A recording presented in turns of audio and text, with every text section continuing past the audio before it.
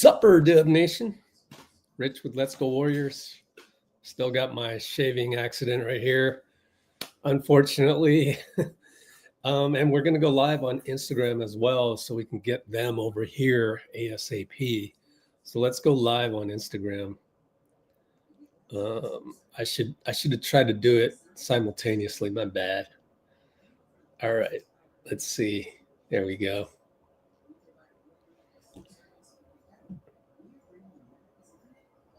Yeah, we'll just start both lives simultaneously over right now. I'd gone live on YouTube just a few seconds before and realized should have gone live at the same time. But welcome those of you on Instagram. This is Rich with Let's Go Warriors, or I should say, what's upper, Dub Nation? E40 voice. And yeah, I'm still healing from my shaving accident, but we'll get there. I'm going to do the play-by-play tonight of Timberwolves Warriors. It's on ESPN. It's on NBC Sports Bay Area. And my stream will probably be about 30 seconds behind live. But the best experience is on YouTube. Let me be honest. So if you're on Instagram, hop on over to YouTube. The link is in our stories. It's better on YouTube because we have the best audience there in terms of like my Blue Wrench people, keeping it high vibrational. And when I say high vibrational, I must remind people what Muni Long said about J.Cole. That kind of conversation does not circulate in higher level rooms. He didn't judge me. He didn't say nothing bad. He sat there, he listened for like a minute, and then he got up and left. Because what happens is when you're high vibrational, most likely, those people are going to bring you down. You're not going to be able to bring them up. All right. Cool. I caught that one sort of towards the tail end of that little clip, which is on Instagram, by the way. If you go to VS Gent, I don't know where I got that.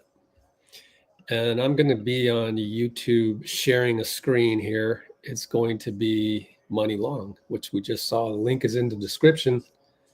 And then let's look at the referees tonight. Carl Lane, Jason Goebel, Jenna Schroeder, man. Of course, the night Draymond comes back, which, by the way, Dean is reminding us Draymond's coming off the bench, even though he's healthy enough to play. So it's kind of interesting. But, hey, it worked last night. Let's not mess it up. If it ain't broke, don't fix it. But Carl Lane, I guess Carl Lane's all right. Jason Goebel, very average. Him and his bro, John Goebel, nah. Jenna is meh, so hopefully Carl's all right. But like these guys are barely top 15, lower teens or high teens, I feel like. Steph's got a new routine. Is he wearing the De'Aaron Foxes? Arbel would know. Arbel, where you at? Confirm, please. Steph is wearing some D Foxes. Congratulations, Quincy Olivari. He is signed with Curry Brand. And, who am I? I mean, I would think most of you already know who I am, but just in case you're new to Let's Go Warriors, especially looking on YouTube at my back screen, I'm the guy that went to every practice, every morning shoot around, every pregame. I was there 3 hours before tip-off every single game, filming Moody and Jonathan Kuminga and Chris Chiozza. You know what I'm saying? Filming who else before that? Back in the day, it'd be Quinn Cook, Oracle. So I've been around the block and went to every pregame interview, went to every game where usually I was working the whole time. So I never got to enjoy the game as I do now, which is also a reason why I retired. And this is me telling Steph that I'm retiring. I'm not going to chase you around the world, starting with China in 2013. When I went to China, was the only reporter from the Bay. No San Jose Mercury, no Bay Area News Group, no San Francisco Chronicle, I don't even know if NBC Sports Bay Area existed back then. They used to call it something else. They didn't bring anybody, just me. And that's when Raymond Ritter was like, all right, I'm going to give you a season credential. And pretty much been season credential ever since. Of course, I've retired now. Here's a Clippers random credential from 2016. Woo-hoo. That was one of 73 wins, baby. Yeah, so now what I'm doing is I'm trying to get everybody to root for the Warriors, like truly root for the Warriors as if you were a teammate. You know, even before this, me running basketball leagues, some of you might know the Dream League, may have heard about it. Or I was just talking about that with True Chen today. I bumped into True Chen. You guys know True Chen? He's the Warriors, one of 4 Warriors employees tasked with Chinese social media. 4. Think about it.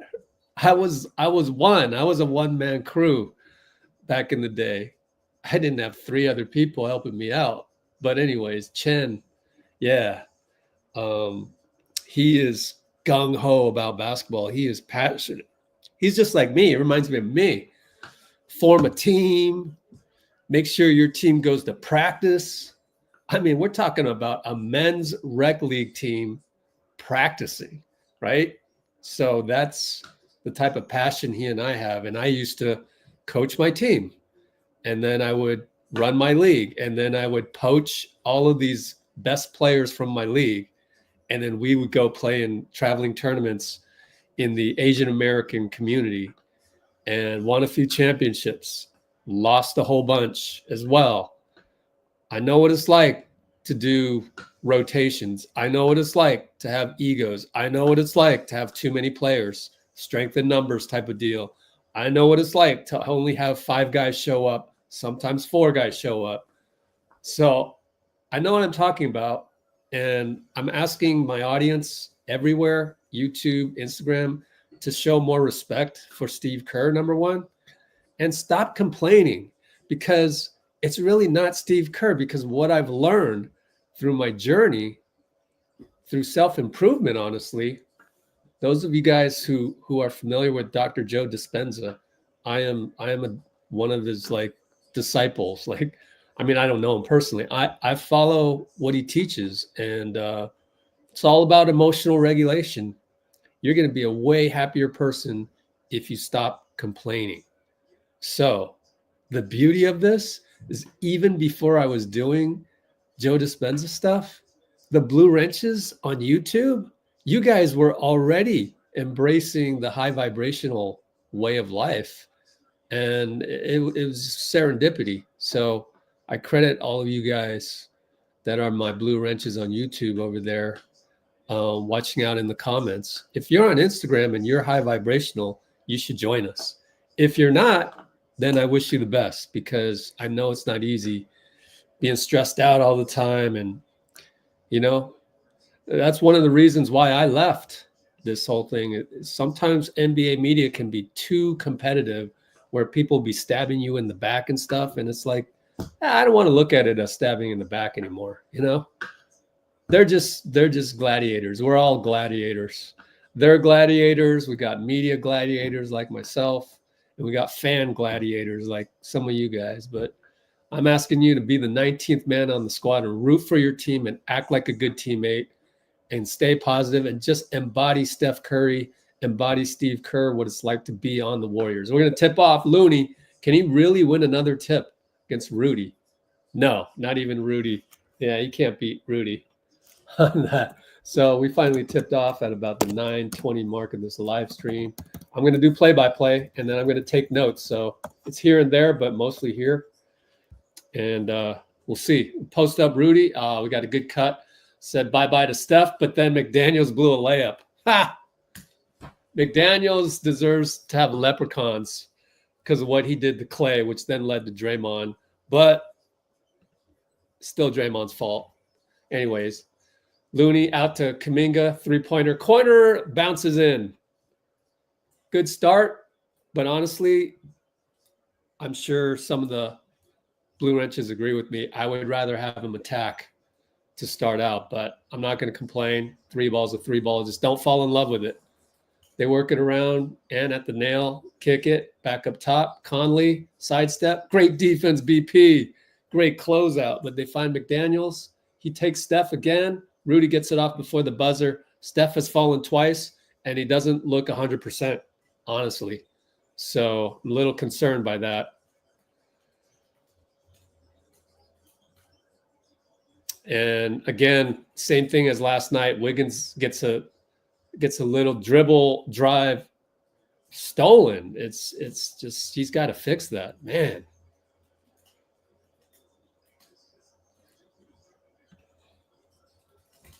All right, we work it to Wiggins. He'll pop 2 ball. Good. Yeah, we need more of that. I'm sure Bruce on YouTube agrees.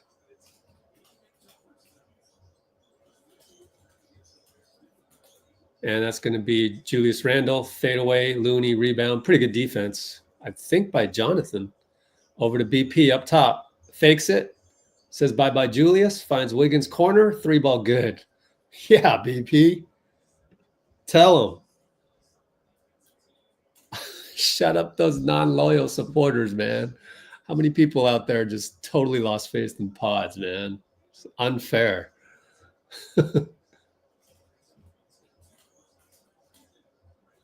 All right, Conley and Rudy. But Conley's lob is not good, and Looney gets a deflection. Hopefully he'll get credit for the steal. J.K. in and out dribble, attacks Julius. But, you know, that's one of the problems with if I'm nitpicking J.K., is that it doesn't have a ton of creativity finishing. And then Conley's get a 3 the other way. So he attacks, but not enough creativity. Sometimes just pull up for the little jumper. That's what Michael Jordan learned. That's what Kobe Bryant copied. And J.K. baseline, kick it 3 times to BP. Open 3, splash it. Assist Steph. Where are the people on Twitter? You got to credit BP. So that was good by J.K., you know, attacking baseline. But McDaniels gets a 3. I'm going to watch the replay on the laptop, see where the breakdown was on that one. Okay, they're just good job by Ant kind of reading our coverage. JK to the nail, fade away over Rudy. Good. That's what I'm talking about, right? I just said that. I just said pull up for the little jumper, and he did that. So he's got it in his bag. It's just a question of, does he pick out the right tool at the right time? And that's why he's a keeper. He's got the bag. And kick it to Conley. Open 3, no good.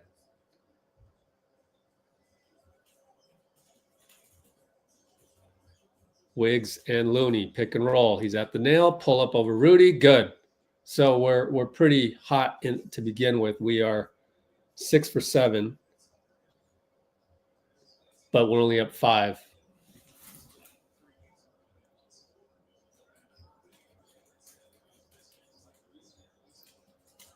And Ant's going to do the same thing. Get to the nail, fade away elbow, good. But that's Ant. He's got that bag too. Repertoire. Ooh, Looney and JK kind of messed up. So now JK's got to reset. Got Randall on him. Over to Looney, high post. Steph goes away. Back to JK. 6, 5, 4. He'll pull up. Miss it. Rudy rebound. So next time, better attack. I don't want to see this settling thing. Julius spins by JK. No good, but it's a foul on JK. Let me rewatch that. Too much left arm. He's going to argue with Carl Lane, but here's the replay on the TV. Yeah. In fact, he got hit in the chin afterwards, so he's complaining about that. But JK reaching in and then kind of hacking down right after that. Like, he's only played basketball for 9 years, so I always go back to that. Only played basketball for 9 years. let me think about when I started. I did this exercise last time. I think I started when I was in 8th grade, which would make me, about the same age. So we probably had similar development.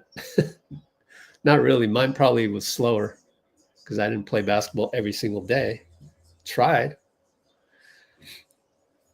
So I didn't really get there until I was 26, by the way, everybody. So Podz, swing from Steph. Kuminga settling. Of course, he misses that one. I'm telling you. He just doesn't know. Doesn't mean trade him. It just means we got to be patient through this growth process of his. Edwards, no good. Jumper. Out of bounds. Good hustle, Conley. Out on J.K. Timeout, Steve. Wiggins going to argue with Carl Lane. We're only up by 1. 6:31 to go.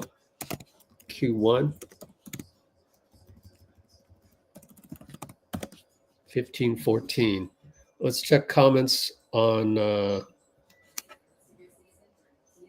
YouTube.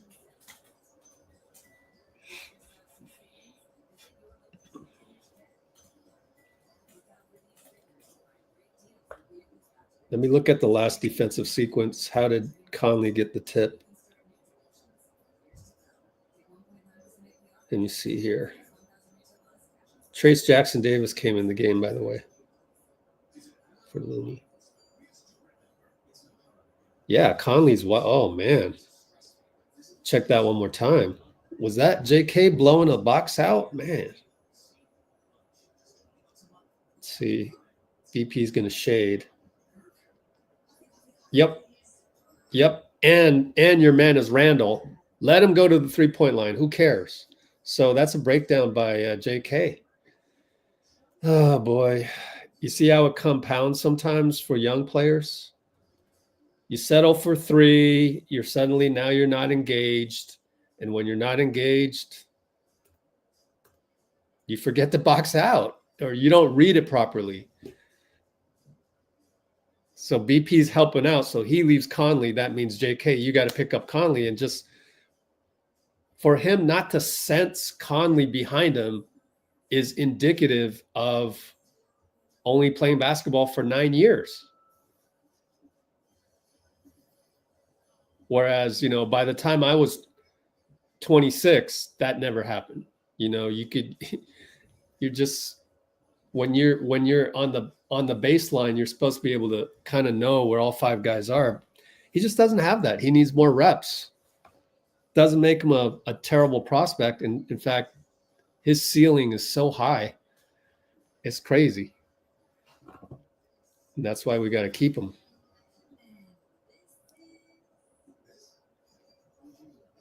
We will check out that poor defense next time out. So I'm going to airdrop that to my main laptop when I'm doing the stream, and we'll look at it later.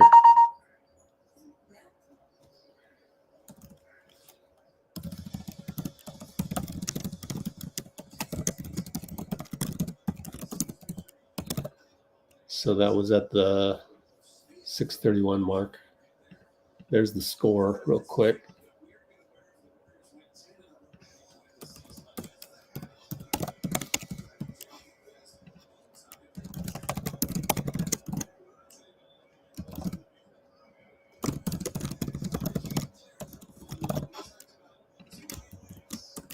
Okay. Catch up on some notes. Okay, Instagram. Anybody leave a message on Instagram? Nobody, just people. A kid who said, "Let's go Warriors" all the time says hello. All right. I probably met him on the road somewhere. Anyways, Ant doubled on the baseline, kick it to Jaden, 3-ball good. And that's what he's got to do. And he got a nice high five from Ant Edwards.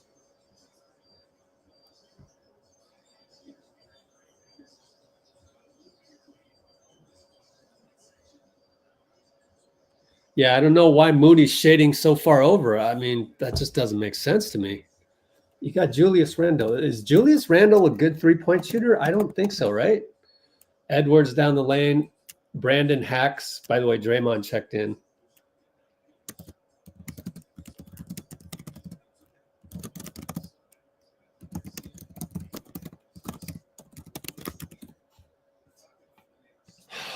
So Ant's going to go to the line. I'm going to eat some popcorn real quick. Sorry, but not sorry. Hungry.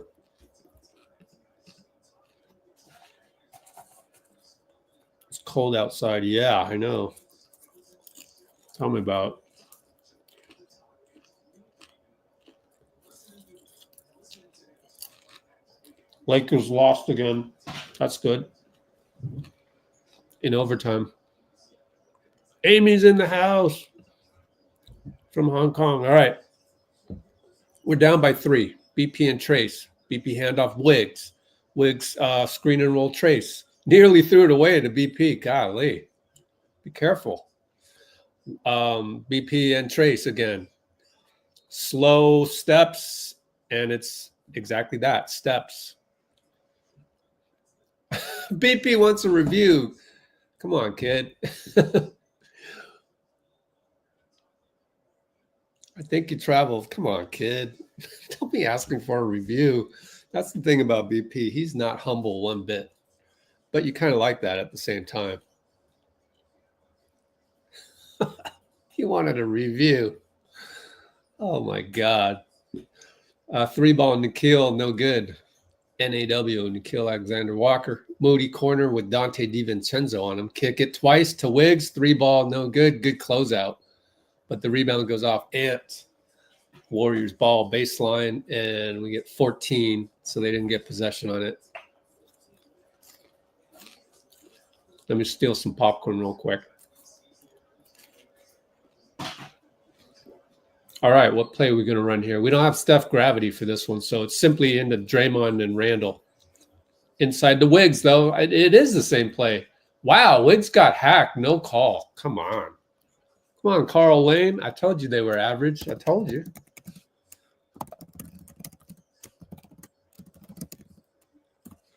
Randle and BP.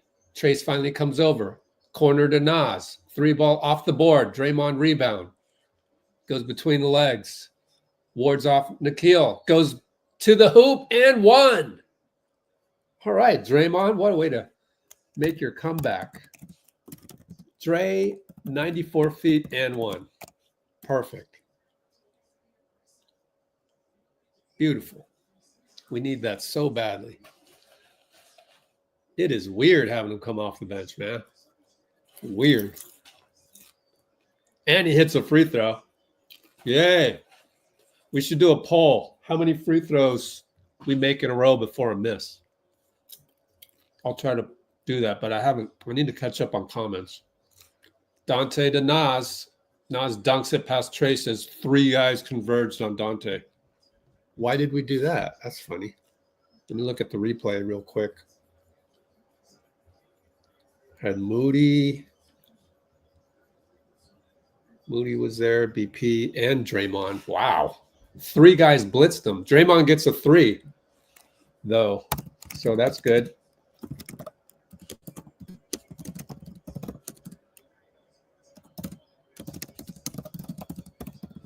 That was a massive defensive breakdown. Randle over Trace. 3-ball, no good. Rebound, Moody and Draymond. Draymond thought he got fouled. Let me watch the replay. They score an easy bucket because Draymond ended up on the baseline stumbling away, and I thought he got pushed in the back. Let me watch the replay. No, he tripped over Moody. Damn. BP, right baseline. Euro step. Trace. Blocked by Ant. Another one, and he misses point blank again. His inside attempts are just so suspect. Oh, off of Ant's foot, BP does, but goes to Nas. Now Nikhil. Nail, pull up, over Trace, good. Run the floor, Trace. Go. And there's Jason Goebel. What, delay a game? 305, 305, 304, 303, 302. Steph is going to check in next. Podz and Trace pick and roll. Over to Draymond. Open three. Nope. Trace tap to Wiggins to BP for three. In and out. Timeout. Chris Finch on the rebound. We're only down by 2. Again, telling you this modern NBA, any team can beat any other team any given night. We can beat every team in the NBA. We just got to play, just like Steve says. You got to execute like a fiend, and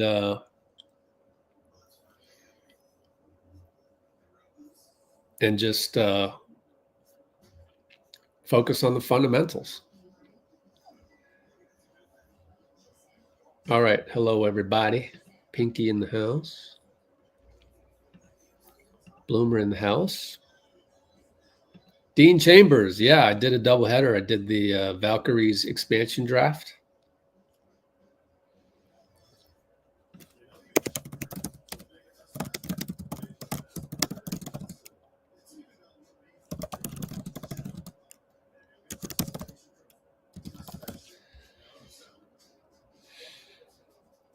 Steph is indeed wearing Fox shoes.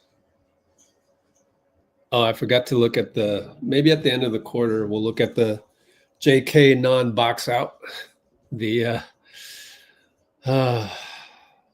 youngster. What else is going on? Jasmine has joined us.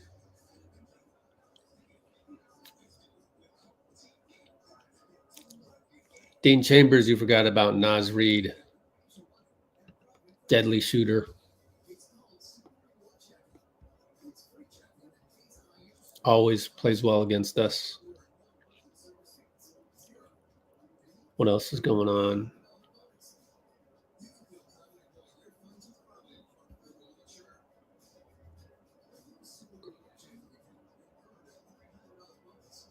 Bruce is in the house. Bruce was with me for the doubleheader, man. We got to get Bruce on as a WNBA analyst. Knows all the players. Hello, everybody. It's just like the Cheers bar on YouTube, my Instagram friends. Go to YouTube. Link is in the stories where everybody knows your name. We got Kimbo. Official release date for Fox Ones is tomorrow, I guess. Pretty cool story about Quincy Olivari getting signed by Curry Brand as well. Cool story, man.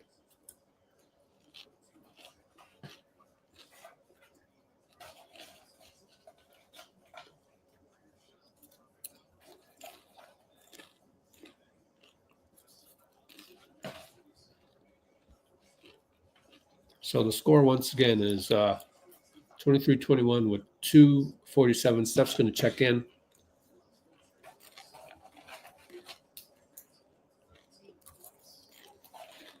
Dang, we've lost 8 straight to the Nuggets, 5 straight to the Clippers, and 4 straight to the Wolves. Unheard of during the KD era. Gary Payton in the house. Nikhil versus Gary. Screen Nas. No switch. Nas and Kyle Anderson. Switch Gary Dante. Switch Gary Kyle. Over to Nas. Gary's there. Back to Dante. Long 3, good. Before Kyle could even react. Man, Dante's good, man. I said if you want to replace Melton, maybe go get Dante. But who knows? Minnesota would want to get rid of him. We'd have to offer Minnesota something that they want. Steph, left side, draws a 2-point foul, hitting shoulder. Rudy's arguing it, and it looks like Steph is mad that Rudy's arguing it. Huh. I love that. Good. Get mad, my goat. Especially at Rudy. I don't know. I think it's Rudy. I should replay that. Yeah, he's just looking at him with disgust.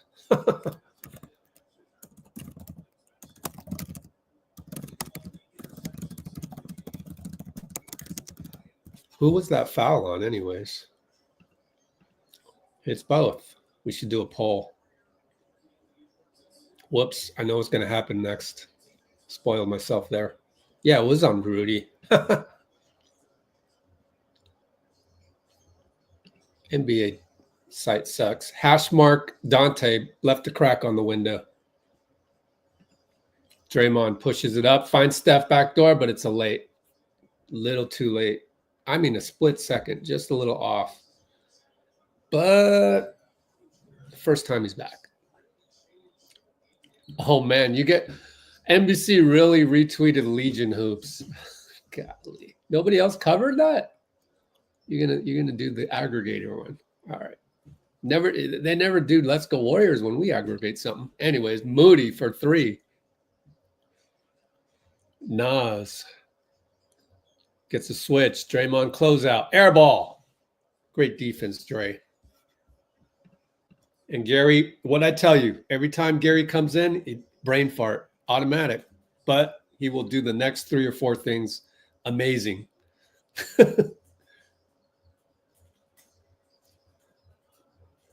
Nas inside. No good. Draymond, great defense.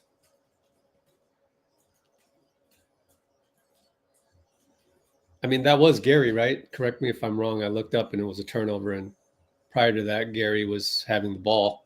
Oh, what a pass to Draymond. Steph to Draymond. Draymond didn't even know. And then at the last millisecond, it was there in his hands. Wow. Shared brain. Shared brain right there. That's a good sign. That's a great sign. Get back into the rhythm. Nas push shot inside over Draymond. Good. Draymond looks upset. Was he a little late? I mean, sometimes I just go, Steph Banker right side and 1.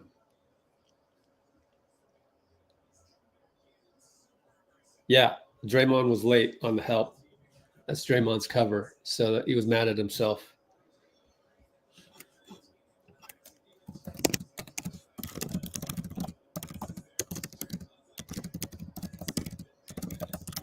Okay. Taking notes in the description, which will transfer to the comments at some point. Steph at the line.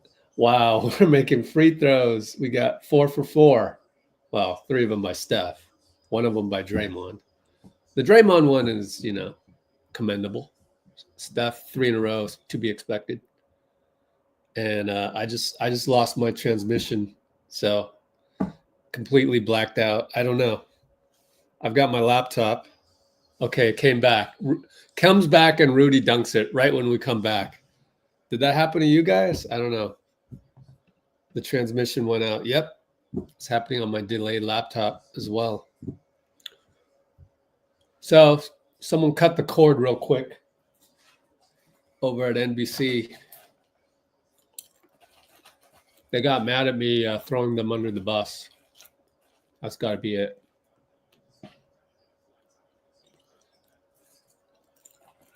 Took a little popcorn break while we're waiting to. Oh, it's an and 1 dunk for Rudy. Damn. So he can tie the ball game at 31. Both teams with 4 fouls. Wow. I mean, no surprise we have 4. We always foul. 18 seconds, though. All right. Steph in the D-Fox ones brings it up. Whoa, and we go all the way to 6 seconds. He misses from up top. Moody rebound. Stolen by number 8. 3 ball from half court. Jaden, no good. Who's number 8? Josh Minot? Holy mackerel. Where did they find these guys? 6'8". Jeez. There are so many wings in AAU right now, man. So many wings. Anyways, end of the first tie ball game. 31 apiece in Q1. On the live, I keep getting, only one person on the live.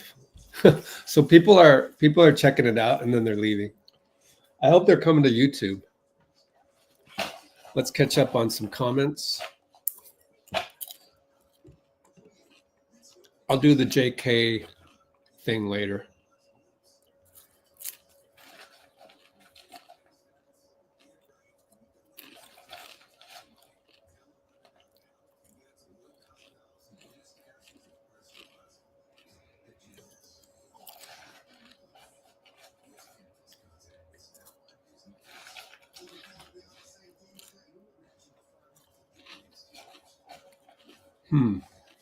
Someone on Twitch said hello. Good to get somebody on Twitch.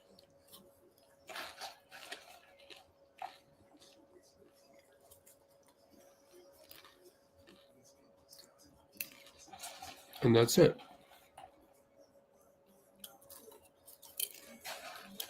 Rockets and T-Wolves are long teams. Absolutely. So are the Clippers. Don't forget, right? That's one reason why we've lost 5 straight to the Clips.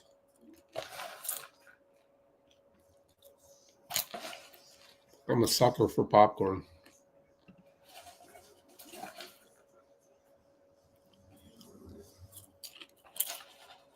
Do you plan going in any real-life Warriors games?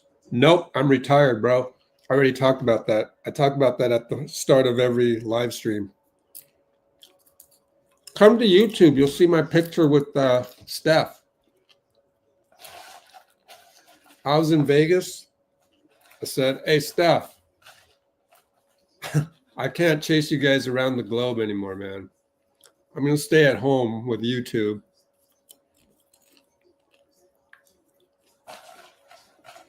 And that's how we're going to do it. And it was like, oh, look of concern, true to Wardell's nature. But then I was like, oh, no, I'm fine.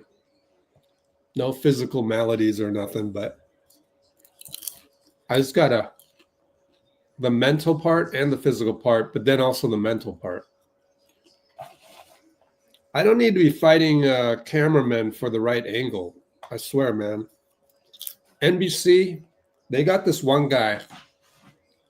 Dude is like, I don't know if he's trying to get a promotion for the last 7 years or what, but this guy, don't get in his way. You know, I'm tired of that, man. I'm not here to gladiate against you to get the best shot of Steph shooting around, man. You just be you, and I will leave the premises. I'll leave the room a la Muni Long, J.Cole style. I'll just leave the room. Mainly it was that, if I'm being truthful.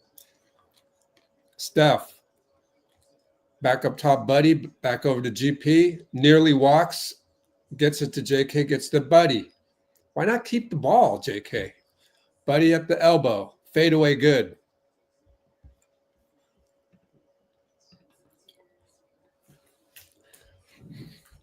I'm waiting for the game where JK is just selfish, but selfish in a way where like he's attacking. Dante and Nas action, kick it again to Conley. GP's there for the closeout. Conley uses his body, goes right hand and scores. That's vintage Conley. You think he should go Hall of Fame? Man, this guy's amazing. I don't know. Man, the TV broadcast is really tripping. And then we throw it away. Buddy's pass to Looney was way too early. Alley-oop Rudy. Damn. The bakery is open. JK up top. Looney screen. JK guarded by Rudy. Finds Steph at the nail. Oh, I thought he got slapped, but missed it in and out. Jaden down the lane, easy bucket. Oh, man, too many fast breaks. We got to make a bucket. Steph and Nikhil. Screen JK. 3 balls. Steph, no good. Run back. JK, run back.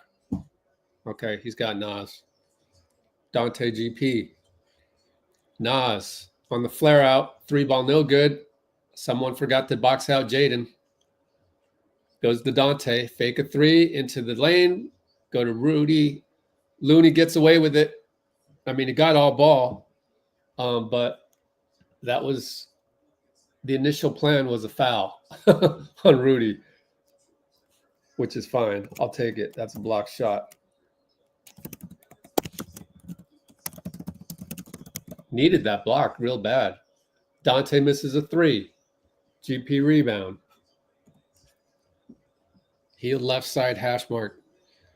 Oh, back over to JK. Be aggressive. You got Conley on you. Now he's going to uses body. Now Rudy doubles, and he throws it away. I mean, you got to read the double earlier than that. Man, I could write a whole book for JK on little things. You've got to know that the moment Rudy makes a step towards you, that's when you know you got to attack. And in fact, go towards Rudy and then kick it. And then they throw the ball away. Oh, thanks.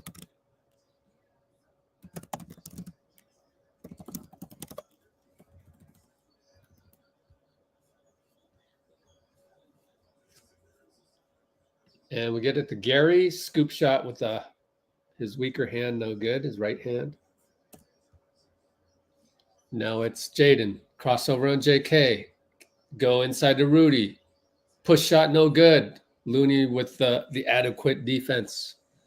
Steph. Crossover. Up fake. Conley doesn't bite. You see how good Conley is? JK. Again, doesn't attack. He's going backwards. It's going to be a foul on Jaden to Buddy. Every game ought to just be a scouting report on JK, in my opinion.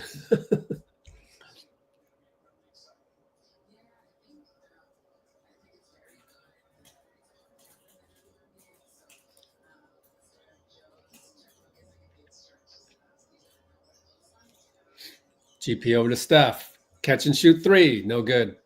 Randall rebound. Just came in.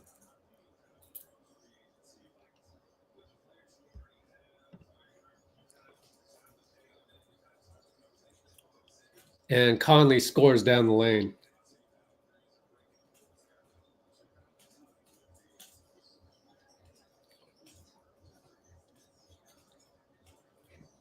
And then JK throws the ball to the other team. Conley pull up three, in and out. Got lucky. Randall got the rebound. Randall and JK. JK give him space in the perimeter. Randall spins. Looney's there.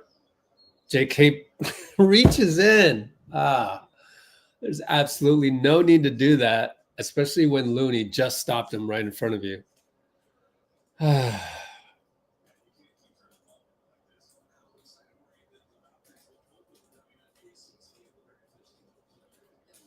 mean, you got the double. That's what you wanted. Looney disrupted his momentum, and then you bail him out by hacking him. Man, the frustrations of getting reps for a youngster. That's all it is. I mean, I've been there. For the 5 millionth time, I'm going to tell the story of Nick Wong. Are you out there, Nick, on Instagram? Nick Wong. I got him for a Sacramento tournament. We were really depleted, so I had no choice. 19-year-old kid at the time. Oh, my goodness. I must have grew 5 years in Sacramento that one tournament, that one weekend. However, and back then I was a young coach myself, so I didn't know. Man, these guys they do not know what to do at what moment in time. You got to you're barking out instructions at every moment. You're trying your best, like a video game, like a verbal video game. And these young kids, they just do not know what they're doing out there. So it was funny. Same thing happened with Carlos Kakula in the Japantown League back in the day, Wednesday nights. He'd be one of the most athletic Filipinos in the league, man. Practically an Asian league. Didn't know what to do with the ball. Now, occasionally he'd have flashes of brilliance, and then you're like, dude, can't you put that in a bottle and just deploy that every single time? Myself,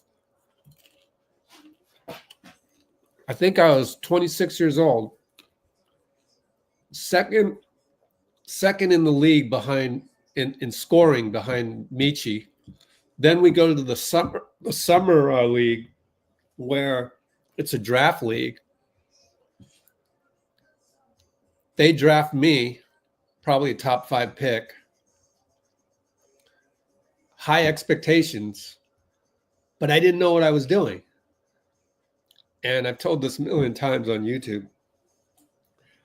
John Choi, one of the veteran guards, he's like Mike Conley, honestly. John Choi, just like Mike Conley. Been through it all. All the old tournaments in Chinatown and this and that. Seasoned vet, never rattled. Even though very limited athletically, very limited skill-wise, still had the right head on his shoulders. He passed me the ball.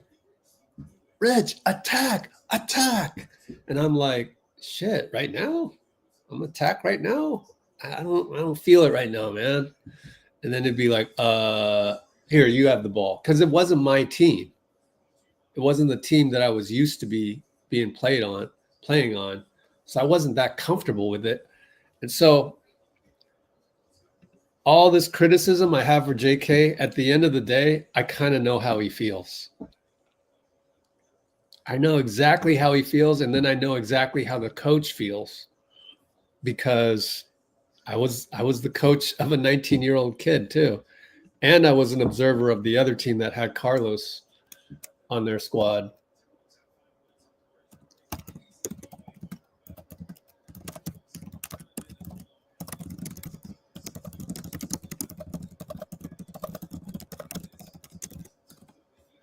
All right, so we are down by 8 suddenly. BP and Conley over to Looney, no handoff.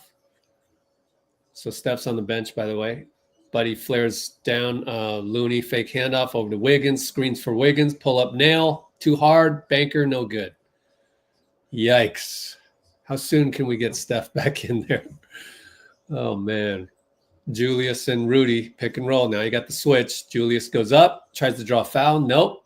Good job, Looney, man. He's saving the day, Looney is, a couple of times. And then Draymond with the risky pass. Threw it to the other team. Horrible decision. Golly.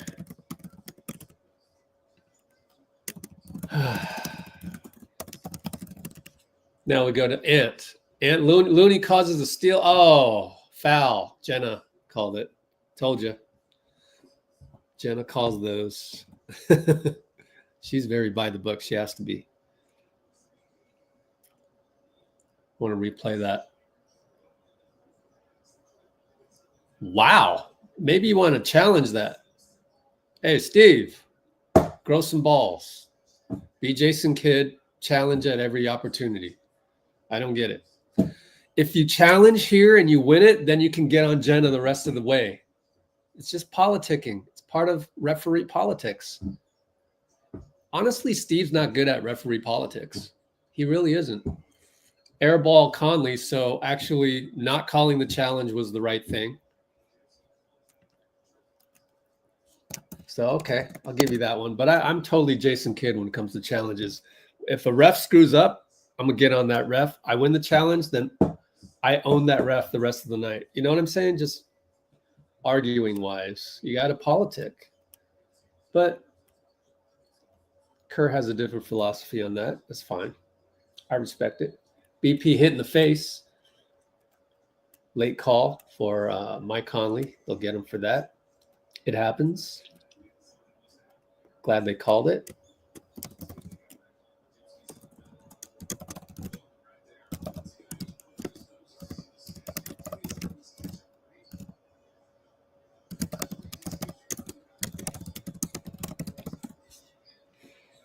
All right, side inbound. We got a score here, man. Been a while. 6:58 mark. Buddy, turn and shoot. No good. Looney leaps. Good tap by BP. Goes all the way out to Dray. Draymond, looking. Wiggins behind him. Gets it. Gets a screen. Gets the switch on Julius. Attacks Julius. Are you watching, JK? That's what you got to do. But he missed the scoop. Good choice, though. Ant pulls up from 3. No good. Tried to dagger us. And Randall's right there. Brandon shows exasperation, which also isn't good. Brandon Conley. Looney, nope. Just go to Wiggs. Just pointing to go to Looney, I guess. Wiggins and Ant. Bad pass. Good defense, Ant. Ant and BP. Ooh, Ant must know BP takes charges. So Backs it out a little bit. Conley back to Ant, right hash mark, back to Randall. Is that a dagger? No, short. Good box out BP of Conley.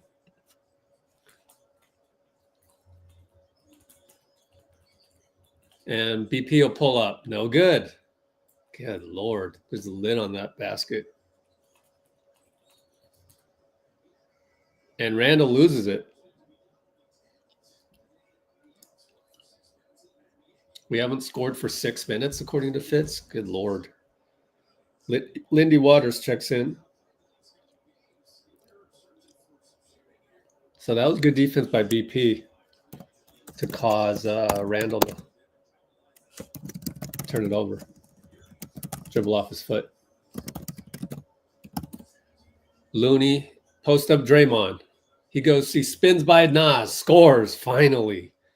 So that's an unsung play automatically. We're going to keep track of unsung plays because that one broke a huge drought.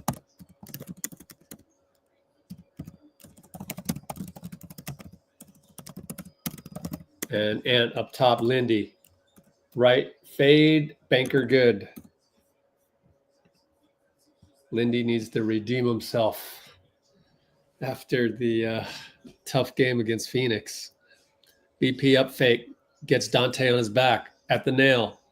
Huge step, dangerous pass to Lindy, back to BP, 3 ball, over Randall, no good. Dante rebound, still down 10. 453, 452. We've only got 35 points. Yikes. Ant into the lane. Over to Nas. Oh, no.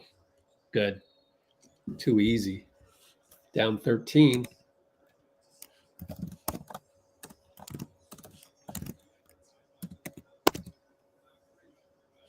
.442 to go. So you call timeout. You got to get Steph in. Let me watch that one more time to see where the breakdown was.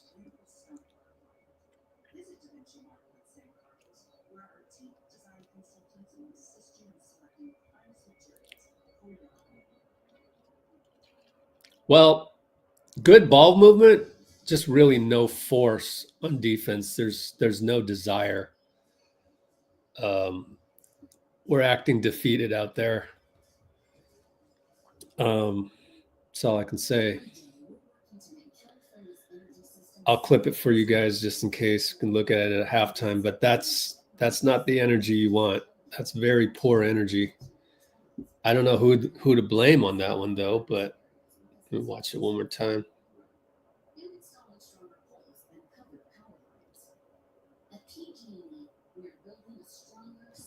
Honestly, BP gave up. If I had to point the finger at one guy, it would be BP. Not that I'm picking on him. It just so happened that one, I would blame him. But who knows? That's up to Stackhouse to hold the accountability. I'll clip that and send it over, and we can take a look at that at halftime.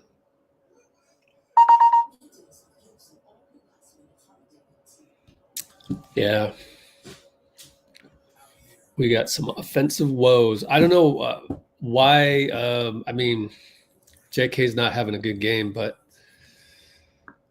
maybe you go Buddy Hield JK inverted screen when shit hits the fan. As my water bottles fall down.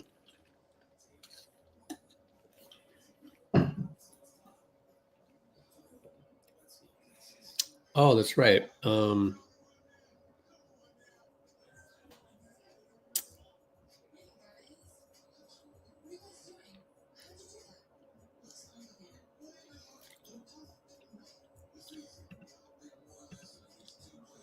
God, you guys get angry too easy.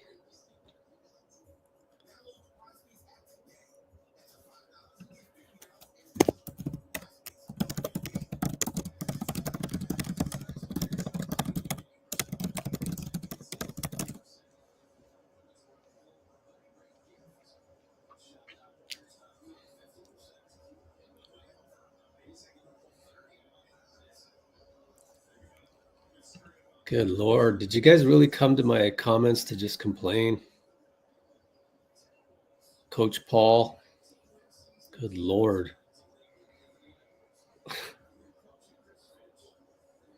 You low vibrational beings.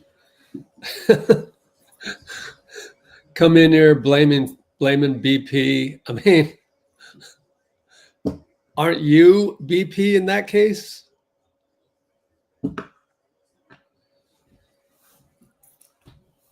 Good Lord. Comment better, honestly. Just comment better. Man, so much complaining. You really can't help it. You're addicted. Lindy and Dante left hash mark. Guys, blue wrenches, just delete those and don't give them any attention. That's what they seek.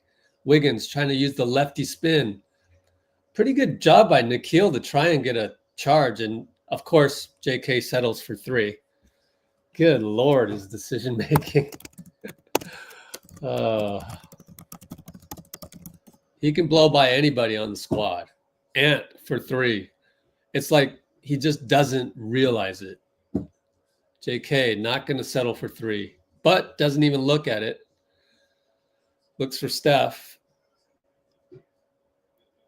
How about up fake and then get in your stutter move? Like up fake triple threat. Like I think they need to hire me as JK's personal coach. That's all I'm saying. I've been through this before. Steph over to Draymond, over to JK. JK's his mind is all jumbled right now. I worry about his confidence. Steph gets in the lane, blows a layup, and meanwhile Draymond hits the floor hard, so he's still down. It's 5-on-4, and Ant's going to get a three ball, no good. Steph rebound. Where's Draymond? He's still on the floor, in the same spot. He's going to yell at Jason Goebel and get a tech. So let's see what happened on the previous play that made Draymond. I told you Jason Goebel is subject to Draymond wrath.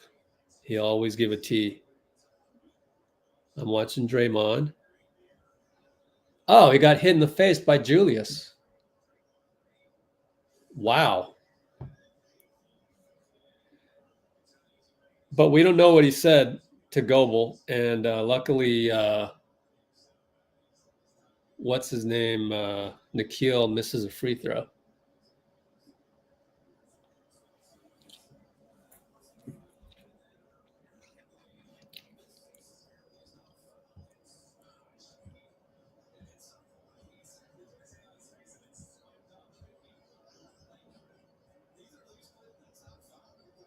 Dean Chambers, you're having mini panic attacks? Wiggins for three, no good.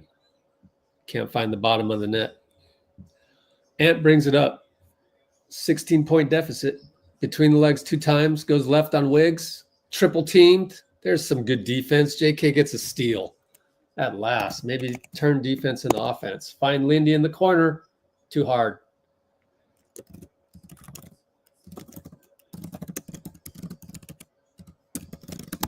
Trail 3 by Ant. It's good. Down 19.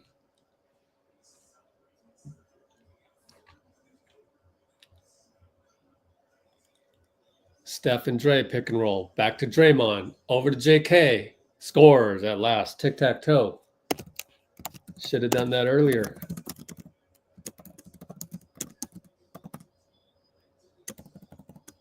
Ant for 3 again. No good. Somewhat of a heat check. Draymond brings it up. Nikhil meets him. Steph backdoors Nas. Scores. Timeout Chris Finch. That's a good timeout. Down by 15.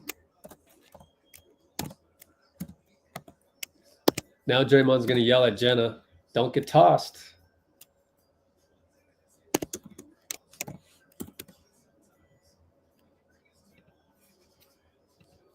The problem is that Draymond gets pissy when we're playing bad, which is understandable. I mean, I used to be that way. So, I mean, it's just an indication that we're playing bad. Like, it's not like the ref getting that call right, it doesn't necessarily change the game in our favor. So that's the part where Draymond needs to just settle down a little bit. Like, you being right that Julius hit you via elbow in the face, that isn't going to make up 15 points anyways. Therefore, you guys got to play better. That's number one. And you can't take that out on the refs. They're not responsible for all 15 points in the deficit.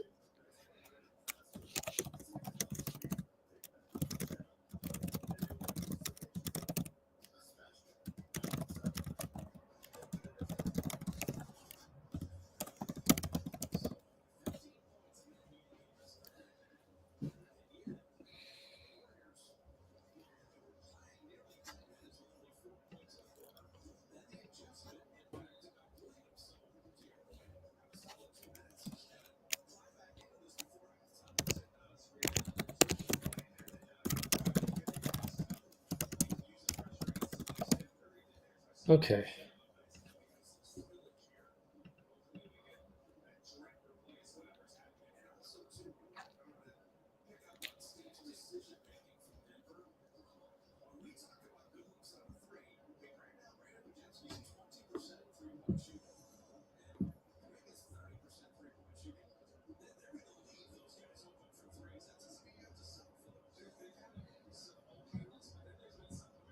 So waiting for something. I don't know what we're waiting for, but waiting for an inbound.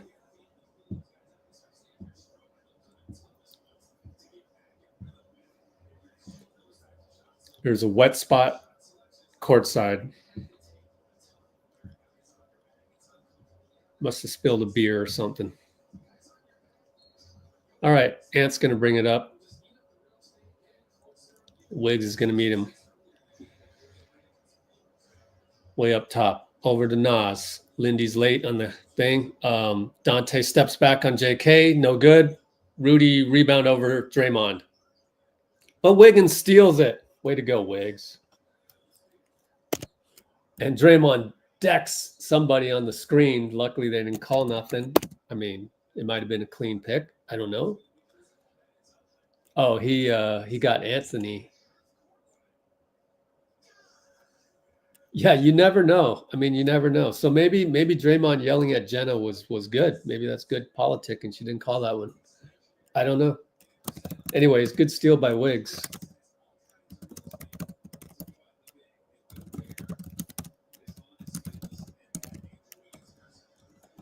Hey, made a free throw. Man, the day we hit free throws, we can't hit anything else.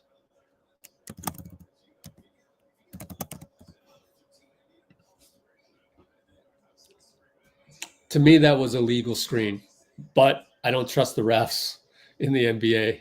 Any little movement, they'll just find an excuse to call the foul on you. Ant and Wiggs, Rudy's in the way. Rudy slips down, and then to Nas, down to Rudy. Dribbles back out to Ant, handoff. Ant, Draymond, Wiggs. Now Lindy, now up top to Nikhil. Push shot over Draymond, good.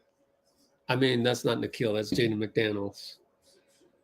So tall, so skinny. What is he, 6'9"? 7 foot reach, 6'8"? JK gets downhill. Ah, no good against Rudy. At least he got downhill, man. Proud of him. Got to do more of that. Just keep doing it all game. Nice lefty, too. Now it's Ant JK. Way out there. 7 on the shot clock. Over to Jaden. Jaden and Steph. Goes to Rudy. Wow. Rudy spins around, probably traveled. No good. Banker, no good. Draymond yells at our own bench. Steph working on Jaden. Draymond pick. Back to Dray inside. Corner Lindy. Got to make one. Hits finally. Finally hit one. Lindy corner 3 via Dray nail. Or lower than the nail. Dante Lindy. Rudy goes away from the screen. Dante stuck. Draymond steal baseline. Outlet. Barely got to JK. Alley-oop Wiggs. Wiggs missed the dunk. It's a foul on McDaniels, though. I thought the lob was delivered a little bit late, but who cares? We got free throws. Don't need to analyze that one too much. Yeah, definitely a foul on Jaden on the lower side. Yep. He's actually lucky Wiggs didn't dunk that in his face.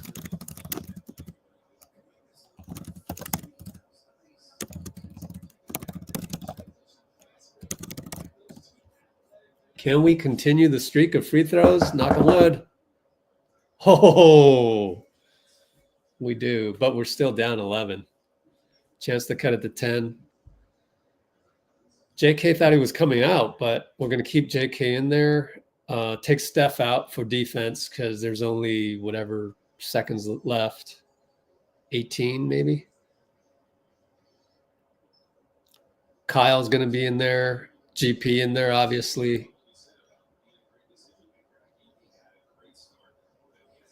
Just use another timeout if need be. You got 4 timeouts.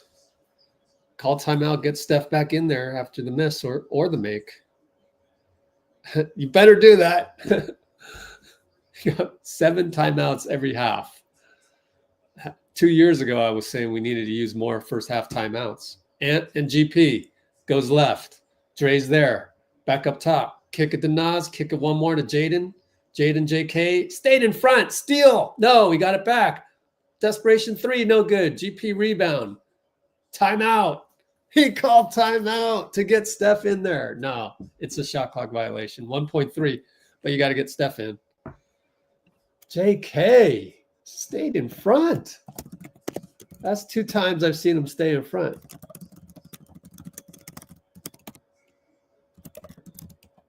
Going to bring in Healed. 1.3. Brandon's going to throw it in to Draymond. He'll shoot a 3. In and out. Oh. Steph wasn't quite open, so he went ahead and shot it, and it went in and out. Too bad. It would have cut the lead to 7. But, alas, stays at 10. I guess it could be worse. Could be worse. We're playing like we're down 15, 16, but we're only down 10, so think of it that way. I want to look at 2 sequences of bad defense. So let's analyze.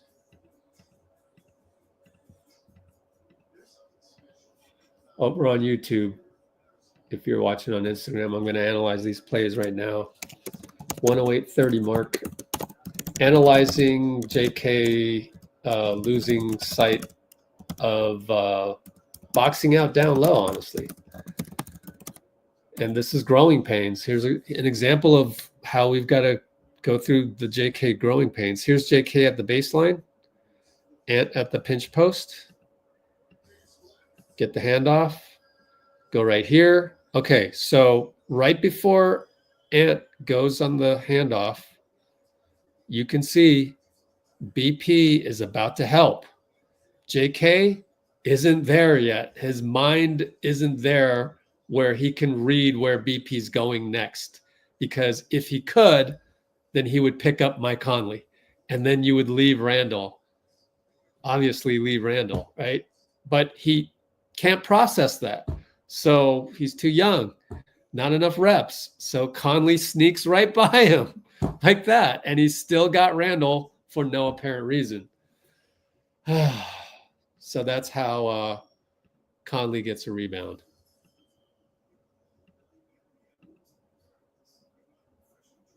And that's out on Trace, their ball. Kerr calls timeout. The next one is, I don't know. You know, these are random clips, so to speak. Like, it happens to be a timeout, so I just go ahead and use that available time to clip a play. I can't remember which one this is.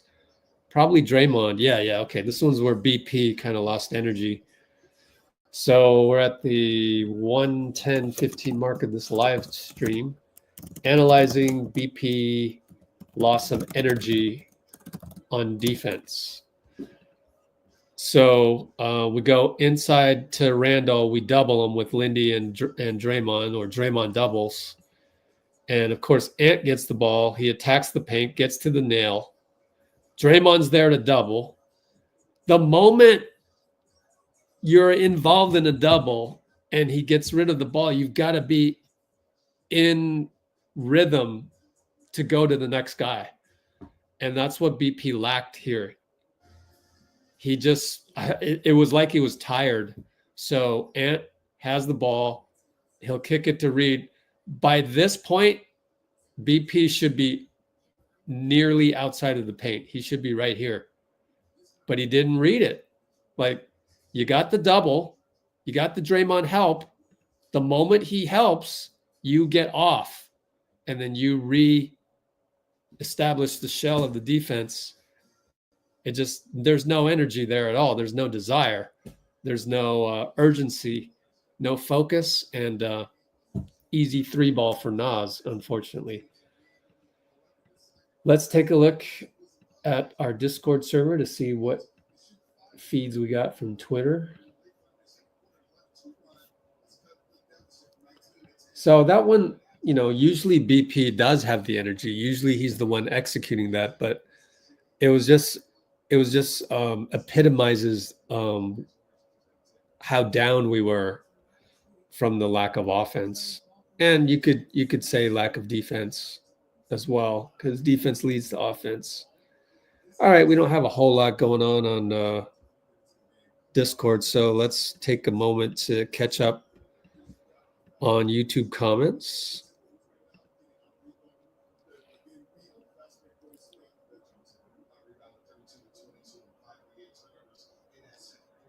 They should stop sending double teams. Really? You want to go Ant Edwards one-on-one?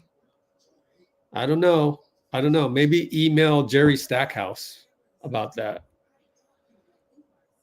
Oh, Ant Edwards limped off the court at halftime. Oh, man, that doesn't look good. He's wincing in pain. And something. Don't know what that is.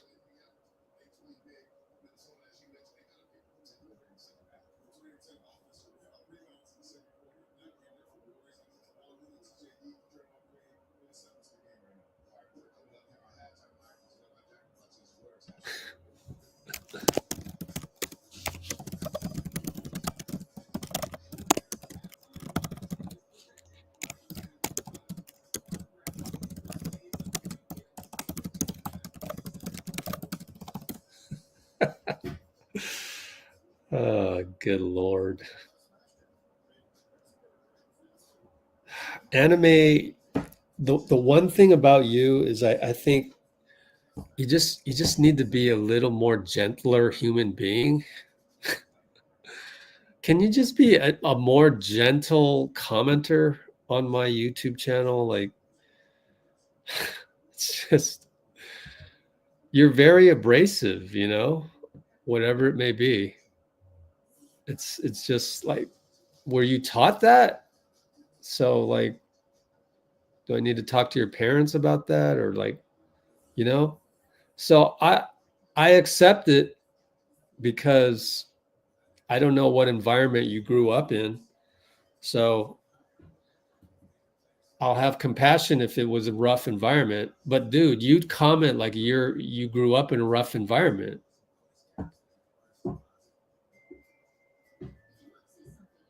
The girls like the gentler side.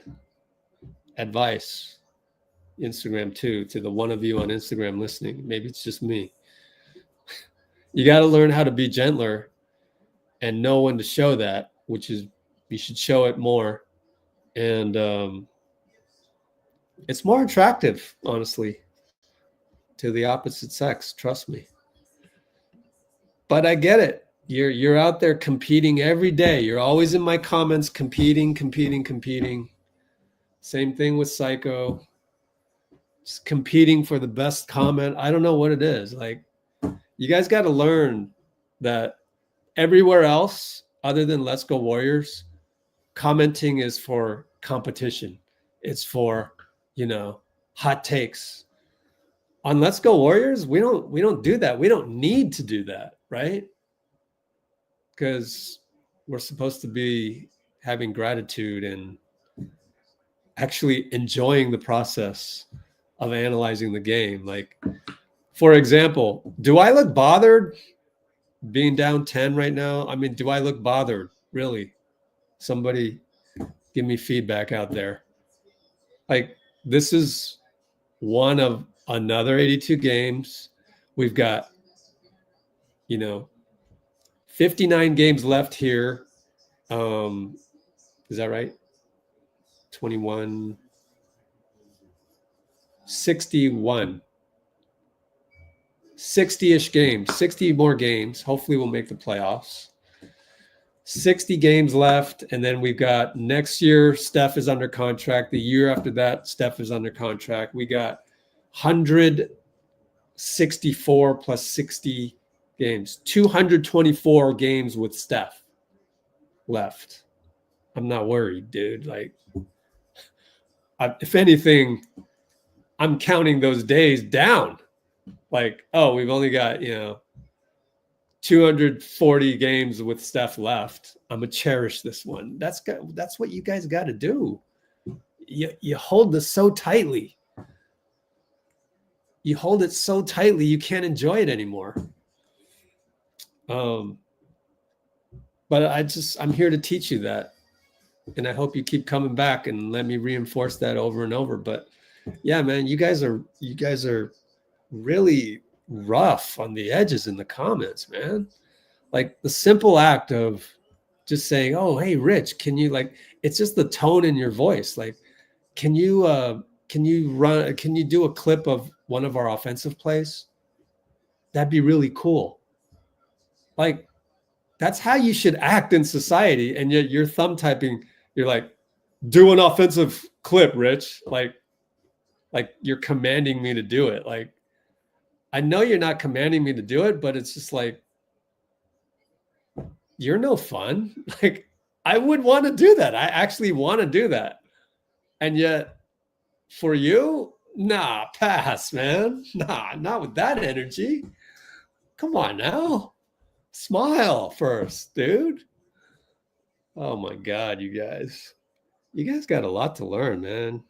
You guys are like Jonathan Kumingas of life, but that's okay. I was young once, like you guys. I was abrasive. I was, looking at the credentials and the stuff.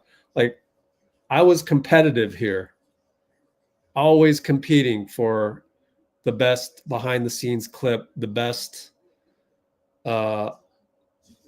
elbowing with the NBC cameraman. I forget his name. Like, dude, I'm tired of this, man. I'm not here to gladiate every single day, man. I'm trying to enjoy this game, and that can't happen when my media company is thought of as a competitor to NBC or a competitor to the other journalist or this or that, or, oh my God, it's too much. So anyway.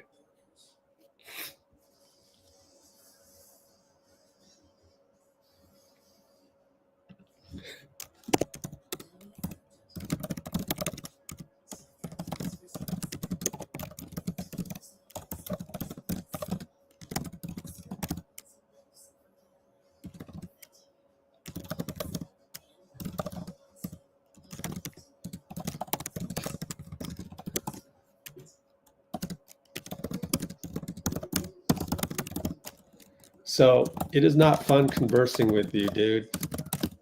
Figure it out. Golly.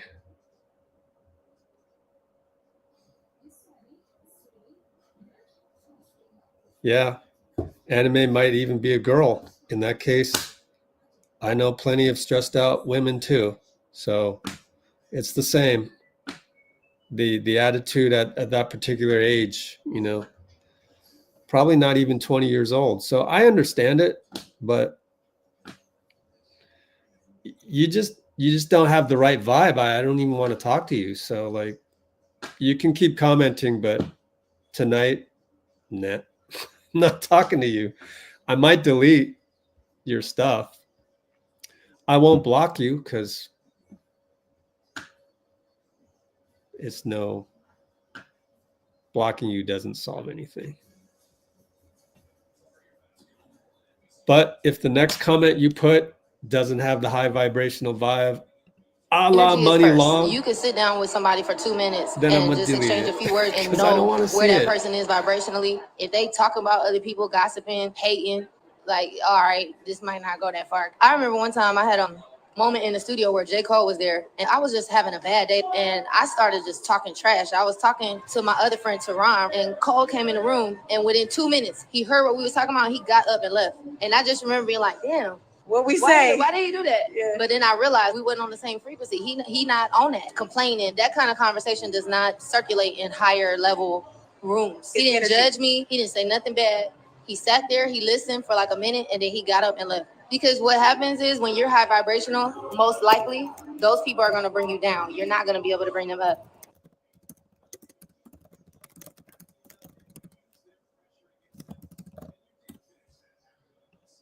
Well, if they don't have Ann Edwards, then the whole we got to stop double teaming is completely out the window. Then we can stay home. Yeah, but you got to respect Anthony Edwards. He's probably slicing and dicing teams of late. So,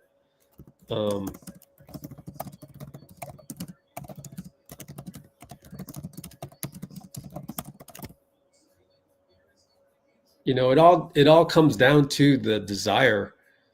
If you're gonna double team Ant, then the other three guys have to be on point. And we saw a couple examples where guys just didn't really know, didn't know or didn't have the energy and the desire to be a championship caliber squad because they're young. They're looking at the scoreboard. They're saying, "Oh, we're down 10, we're down 15, we're not worthy," and it just grows, and your doubt grows from an inch to a foot, and that's not good. But they're young, so I can't be mad. I can't be mad at that. They are who they are. Seen it too many times in basketball.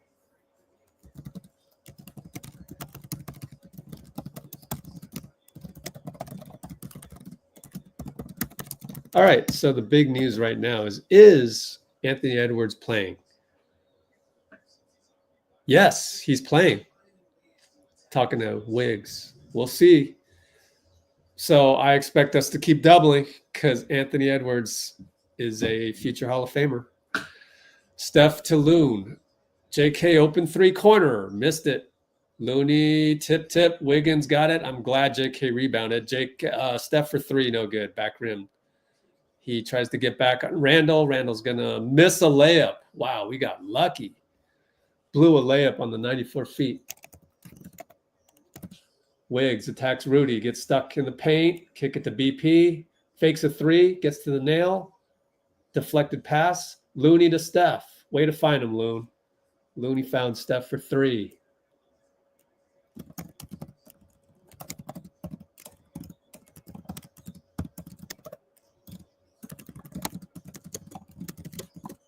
I mean, does anybody notice BP's good ball movement there? Or are they just going to keep blaming BP? JK gets a rebound on defense. BP over to Looney, over to JK. Oh, man, he's looking for Steph, and he's being passive. Now he's up top. Now he can go downhill. Stutter step by Rooney. Thank you. See how JK has to get in the right angle? It's interesting.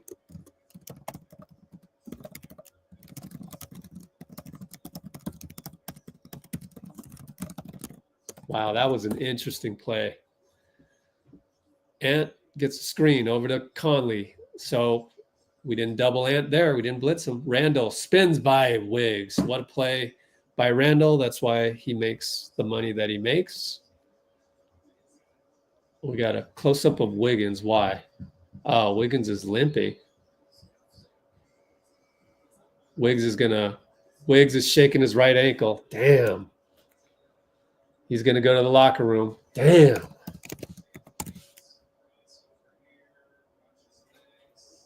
Oh, man, that sucks.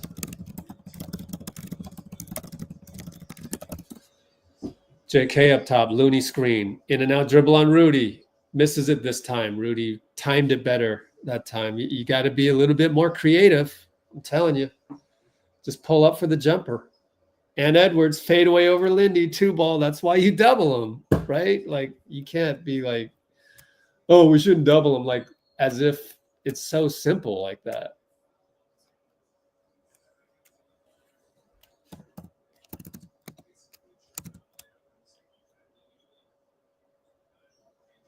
Kerr's going to run shaky fist.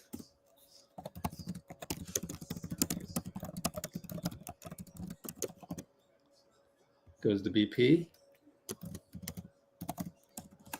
BP, Steph fouled on 3 by Jaden. How many fouls on Jaden? Let's check. 3. That's good. Had a feeling he had more than 2.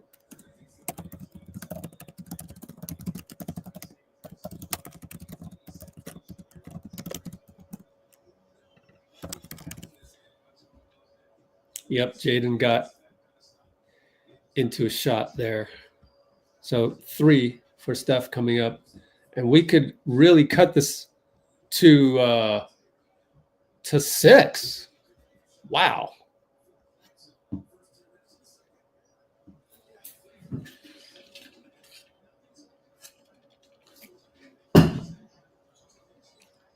Makes the second. 7-point deficit.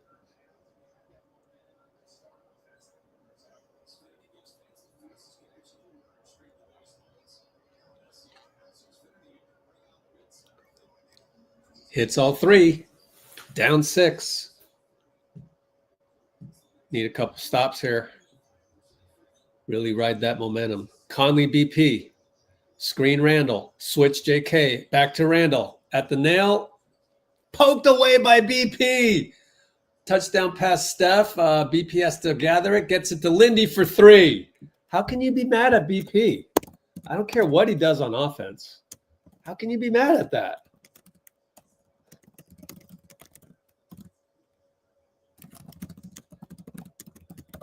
Wow. Timeout, Finch. We're down 3. Incredible. This is why you got to love your team and never give up on your team. Stop throwing your guys under the bus. Man, it is literal addiction. Don't be addicted to that. Everybody else is like that. Don't you want to be better? Don't you want to be, a genius? If you're a genius, you do the opposite of what everybody else is doing. That makes you a genius. There hasn't been one single genius that didn't do that. So if you're complaining every day and thumb typing, whatever it is, whatever blame that you want to blame for us being down X number of points, that's what the masses do. That's what zombies do. That's not special at all. I want you to be special. So you youngsters that are in my chat, dude, here's an opportunity. Don't you want to be the Muni Longs, the J.Coles? You want to be the 1% of 1%. That's why I say, be the 19th man on the Warriors. Pretend you're the 19th player. What would you say? If you got off that timeout, you got off that bench, would you say, bench BP? You wouldn't say that. You'd be a teammate. You'd be,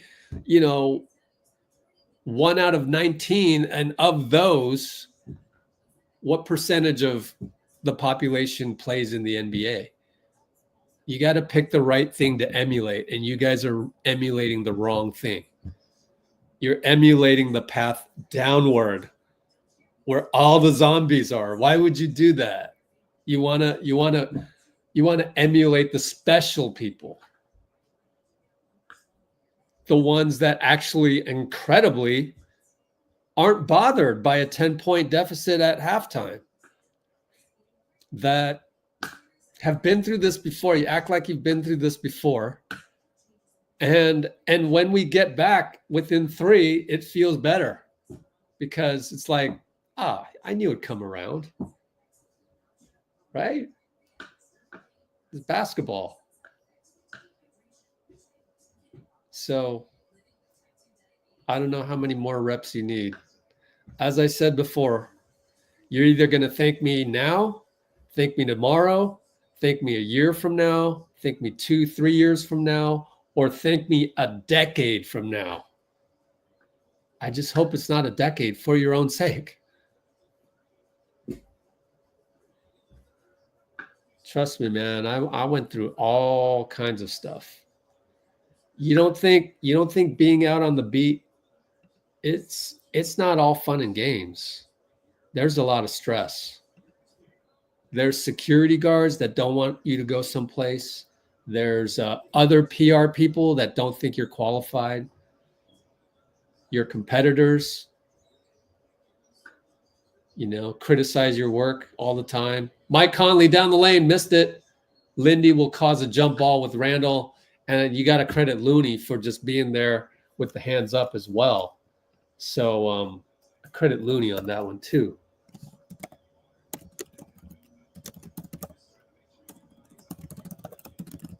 So Lindy's riding a wave. That's good. Notice how he went with Lindy instead of Moody. Is anybody noticing that? Is anybody going to give Steve Kerr credit for that? Probably not. And loses the tip. Lindy's still on Randall. How can we let that happen? Wow. Randall going to attack. Looney's there. Randall kicks it. Extra swing. Ant to Conley 3. That's why Ant is so good. Oh, man. They got to practice that. I'll bet you they'll put it in practice next time.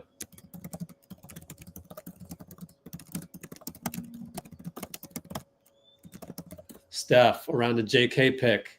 Rudy helps. Over to Lindy. Lindy probes, gets the nail over to JK, handoff BP, 3 seconds. That's where JK's got to be more aggressive.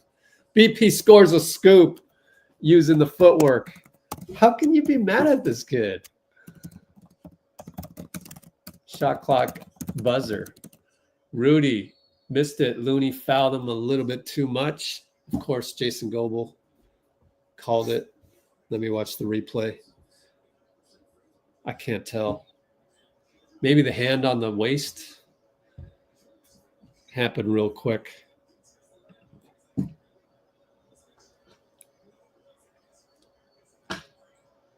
All of you guys that were so down on BP, shouldn't you apologize right now? Or you want to be the way you are? A bully, honestly. Are you going to stay a bully? I invite anybody who doesn't want to be a bully again right now. Just apologize for what you said about Brandon earlier. That's all it takes. That's the first step towards not being addicted to being an online bully anymore. But online bullies aren't ready to hear me out. Pick and roll, Steph JK. Wow, the non-inverted screen. And then JK doesn't even look at the basket. Now he's got to start over, gets downhill, and takes a wild shot. Man, you had the jumper right there. God, if you could just implant my brain into JK's body, you have an all-star. Jaden, no good. Looney, rebound. Good rebound. And JK will score via Steph. I can see how, there's a laundry list of Anthony Vereen for things to teach JK. It's just overwhelming. There's so many things. And how do you process it? Rudy gets the catch inside. Steph tries to help. Good help. Randall for 3. Got it, though. Oh, well. I guess you'd rather Randall shoot a 3 late than Rudy right next to the basket? I don't know.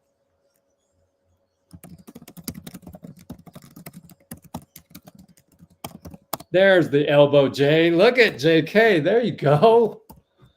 Now just memorize that. Dribble, stop, and pop. Finally. So that's the thing with the young guys, right? It's roll the dice. Is his brain going to process it this time? Roll the dice. You never know with the young guys. Jaden 3, no good. BP on the run, 3-on-2. Over to JK. Looking for Steph, finds throws it away. Yeah, so again, roll the dice every single time. JK with the brain fart. He's just not aggressive enough. Like, he needs to be a dog. Just focus in on that rim every single time. Cut hard, dribble hard, everything focused on the rim. And I would simplify it. You either go all the way to the hoop or you stop and pop. So easy. Just do that. The reason why I know this is because I used to study tapes of Michael Jordan, and he learned to stop and pop the jump shot rather than the early years of Jordan where he would just fly to the hoop every single time. So I stole that from him. I saw the footwork. I saw that all you needed to do was to get within 17, 15 feet, pull up, and make that your layup. That's what I would teach him. So then what you do is all you need to measure every single play, every opportunity, Anthony Edwards with an all-star move, Pat Spencer's in the game. All you need to do is just attack or pull up and shoot the jumper. But he's making it too complicated. He's got too many tools. Lindy throws it away. 4 timeouts, third quarter.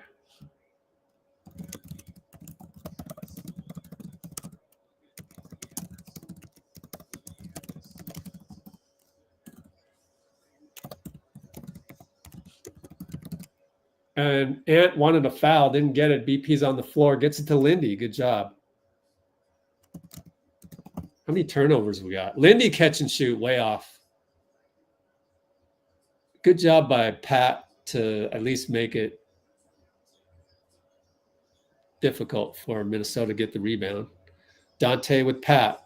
Draymond goes away. See how Dray recognized that Pat was good? We need more guys on our squad to do that. Ant's going to pop over Trace. Splash. Damn. This guy. And Edwards now with 19 points, 3 for 6 on threes. Timeout, Steve. Well, if you're going to call timeout, then you should have called that last time. I wasn't sure. I thought you try to keep it. Now we're down 10 again. I don't get that. If you're willing to take a timeout at 5 minutes Q3, you should have called the timeout right after the Lindy turnover, honestly, because that was 2 turnovers kind of in a row, one by JK, one by Lindy. I don't know. Let me look at the Ant triple to see what the breakdown was.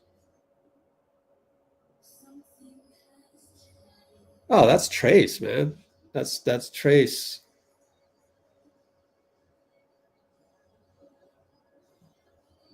What can you do? Trace Jackson Davis Island on that one. What is he supposed to do? Blitz Ant and then blitz. If you blitz Ant, he goes in and dunks it on you. I don't know. That one's tough. Anyway.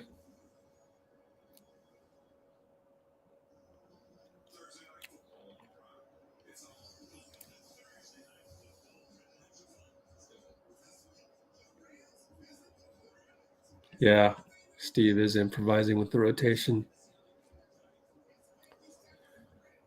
Oh, we just can't figure out how to score with Steph on the bench.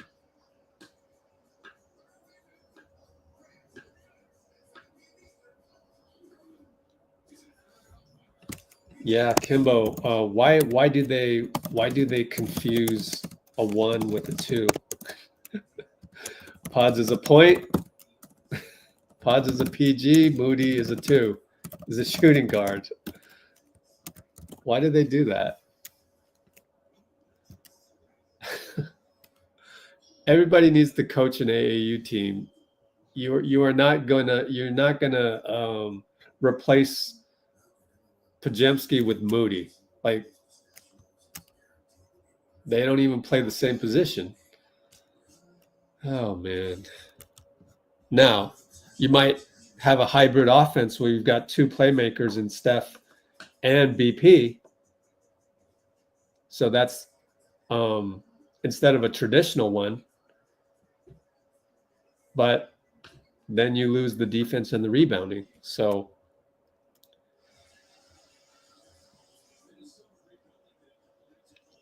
I think you have to have Podziemski around. Now, whether you have Moody around or not, you know, he's not the best at decision making. So, and his point of attack isn't the best either. So those are just things that, just like J.K., got to work on little by little and get better at over the years.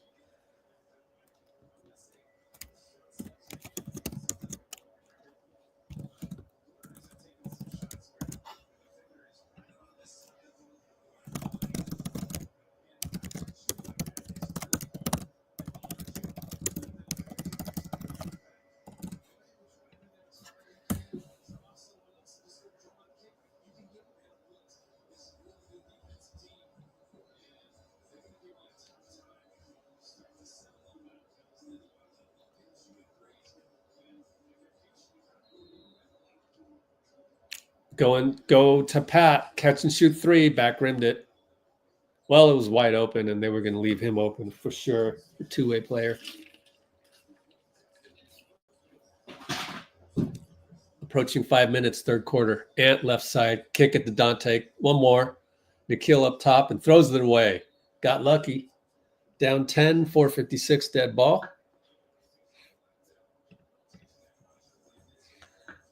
Trace looking for a handoff.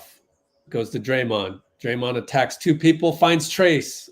Blew a layup. Oh, my God. Wow. No words. No words at all.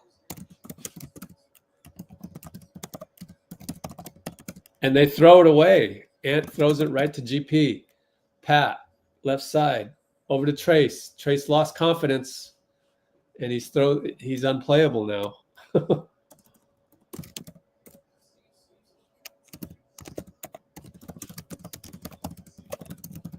He's lost confidence completely. That is completely a mental turnover. Ant with GP on him. Naz Reid with the elbow screen, whatever. It's a good thing GP didn't run into it. Lou Dort would have picked up a foul on that one. Push shot, Rudy no good. Ugliness. Ugly shot by Rudy. But fun for us. Draymond fakes a handoff. GP for three. We need this like there's no tomorrow. Trace got a rebound, though. Kick it to Lindy. Back to Draymond. Three ball. Draymond, no good. Yeah, this lineup isn't it. But Steph's going in right now, so that'll cure all ills, hopefully. Down by 10, Nikhil. Blocked by Trace. Good help. Really, it was GP's smothering. Pat, in and out dribble. Finds Lindy for three. Man, you got to hit those. Missed it.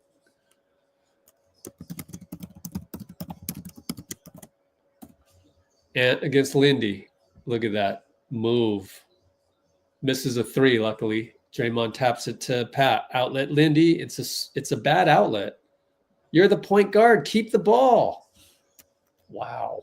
Rudy to Naz. Blocked by Draymond. Naz is there, though.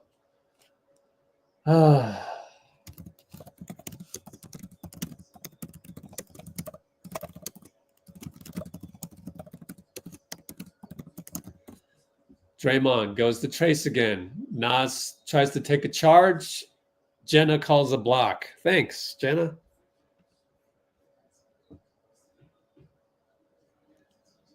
No Moody? I didn't know about Moody. Wow. Let me check Discord on the Moody stuff. No Moody. Wow. Search NGSW feed. Moody. Left knee soreness. Dang. According to Slater.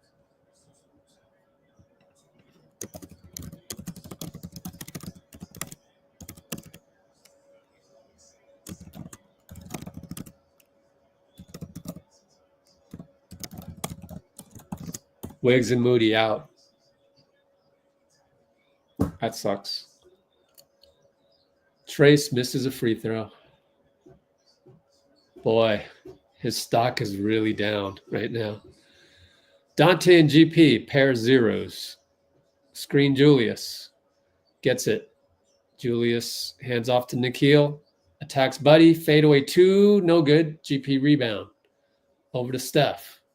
2:21 to go. Down 11. Steph. 2 guys on him. 3 guys on him. Over to Trace. Alley-oop good. That'll get Trace back. There you go. Thank you, Steph. Nas against Dray. Julius against Dray with the help. Nikhil. Dray helps again. Dante and Buddy. Don't lose him, Buddy. Please. We're playing 20-plus seconds of good defense. Dante turns the corner. Kicks it. Maybe stepped on the line. They didn't call it. Air ball. Pretty good defense. We played 24 seconds of defense there. Thank goodness.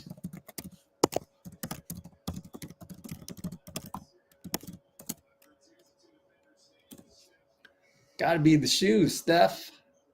Bright blue D-Foxes. Anyway, 1:49 to go. Going to get Mike Conley in. We're down 9.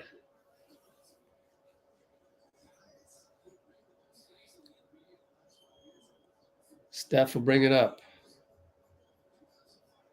Steph and Nikhil. Screen GP. Got the switch. Steph turns the corner on Mike. Gets to the Draymond. Draymond couldn't handle it. Dante steal. Man. I don't know what you do there. You credit Dante or whose fault was that? I don't know. Randall and Kyle Anderson. Bye-bye, Kyle, but he missed the layup. GP rebound. Loses the ball. Steph's there. Dante's all over him. Steph almost pulled up. Gets it to GP. Foul and 1. Good. Nas Reed says he pushed off. But great find by Steph. Wow, what an angle.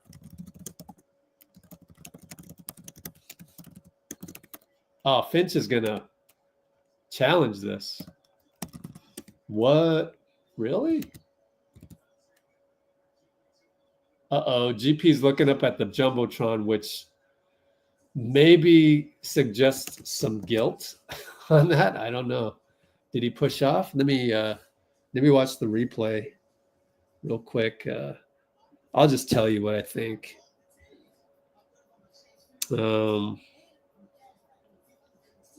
God, GP dribbled off his foot on that one. I don't know. They only showed one angle, right? They were enthralled with Steph's celebration.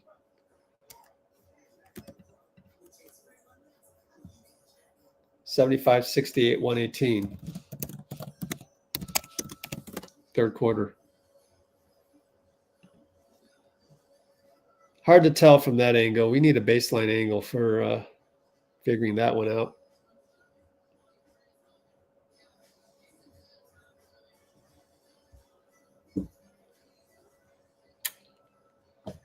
All I can hope for is that the refs go, well, there's not enough to overturn it. So I don't know.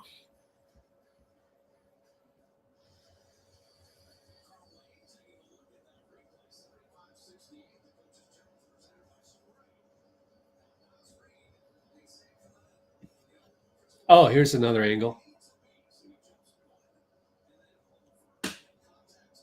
Well, isn't that a no call? I don't know. Isn't that a no call and the basket counts?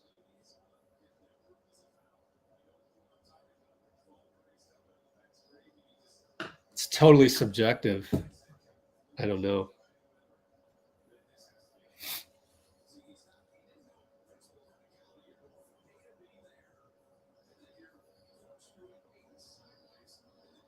It's amazing he made it. I don't know. What's the call, Carl Lane?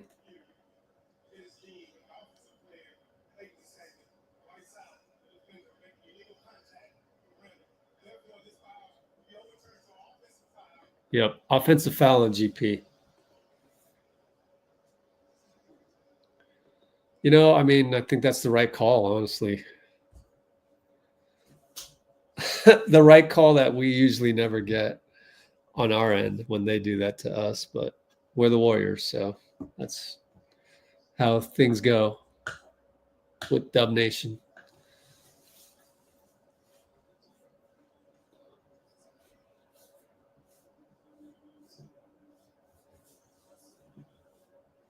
I don't know, Steve. Steve has his own ways of looking at things sometimes, so he disagrees with that. I don't know. I think it is a foul on Gary at the end of the day. Anyways, Julius, they try to do a slip roll by Dante, but Steph read it good. Randall, did he? Oh my God, he must have traveled. Jenna finally calls it, but the call was right in front of Carl Lane. And wow, great defense by Draymond. Dray causes a travel on Randall. Late call by Jenna. No call by Carl. Carl Lane, you're dropping in my ranking. Steph on the catch, fakes a three, down the lane against three guys. And Jason Goble bails out. Steph, thank goodness. Well, it's a foul. Yeah, it's a foul on Randall. Thank you for calling that, even though it was late. And we're going to shoot two, and Minnesota has 14 fouls, and Steph trying to cut the lead from 9 to 7.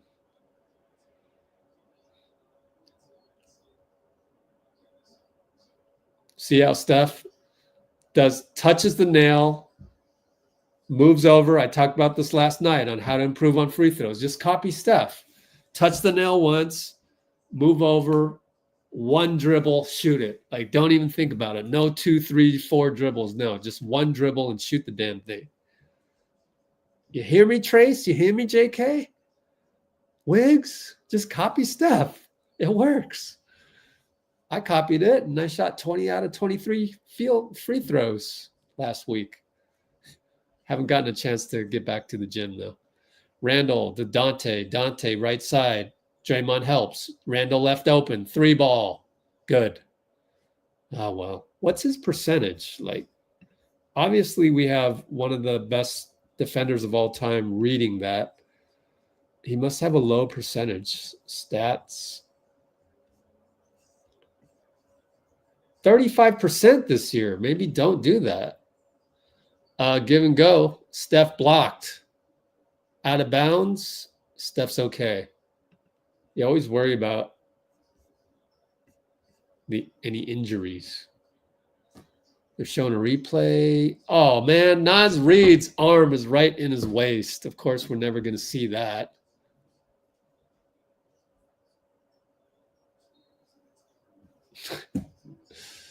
Typical no call for Steph. Holding on Dante as we did the baseline inbound out to Draymond, back in to Gary. Standard, our pet play on the side, on the baseline inbound.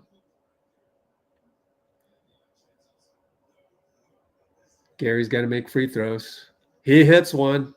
We're down 9. Buddy healed out. JK in. BP in. Steph out for the last 11 seconds of defense. That's why.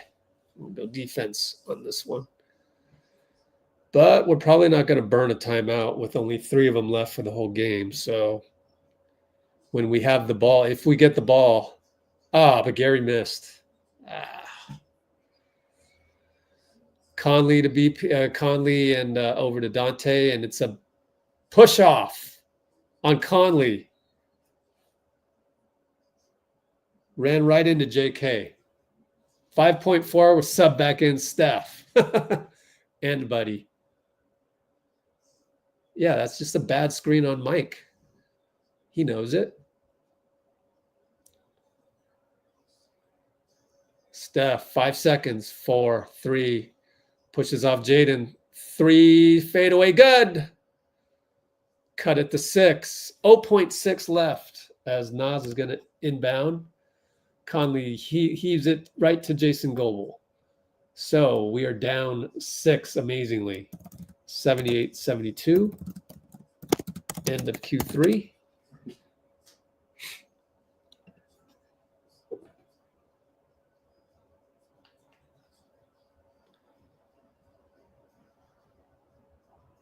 Randall was in Jasmine. I just thought that was looked like a basic blocking foul wherever versus Steph on the Randall one.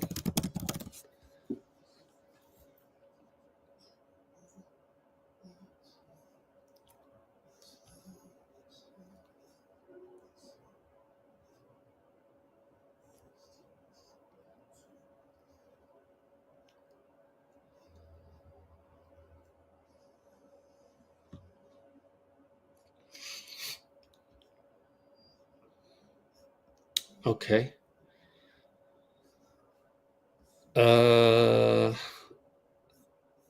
Steph only had 9 shots. Well, he's at 11 now. You know, he could go nuclear anytime in the fourth quarter.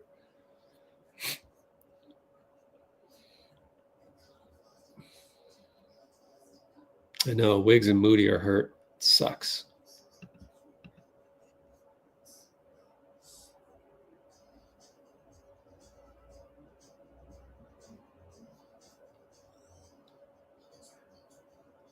All right. So, fourth quarter coming up. Wow. Ran out of things to talk about. Incredible. Let's check Discord real quick, even though it's not on your screen. Too lazy to switch it over.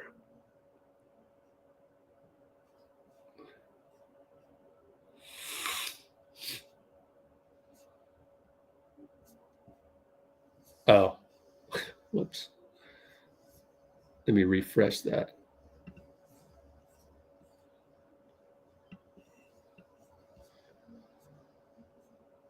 Okay. That's not easy to do, what Steph did against Jaden McDaniels just now.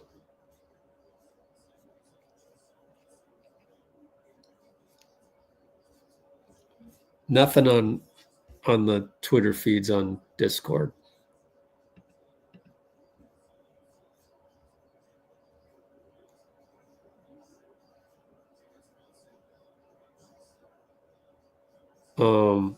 Let's check the NBA feed, see what else is going on across the league. I have a whole 10 more reporters to add to this. I just haven't had time to do it. Oh, no.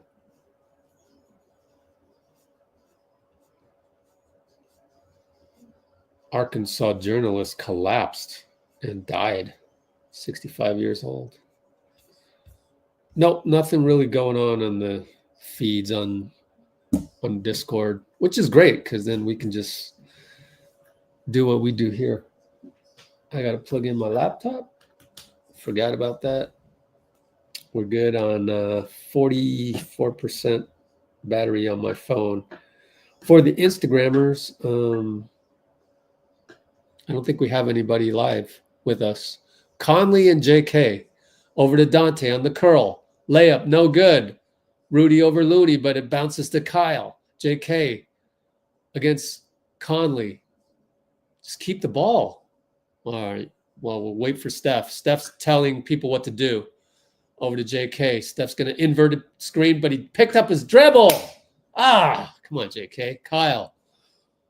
One-on-one Nas. Now you got to bail out Steph. No good. Shanked it. J.K. rebound. Way up top to Kyle. Back to J.K. Steph says reset it to Kyle. Steph. No, Kyle's going to dribble to the lane. Score it, lefty. Oh, Kyle. Yes, sir.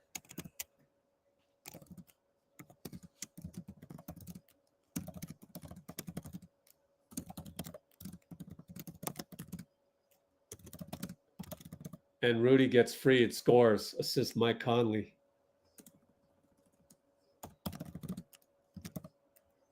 That was a filet by Kyle. Lefty layup.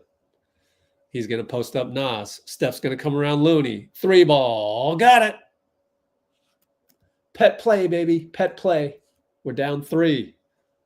10:32 to go.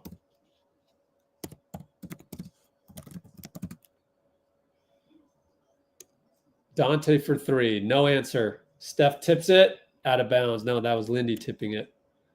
Lindy is mad at himself.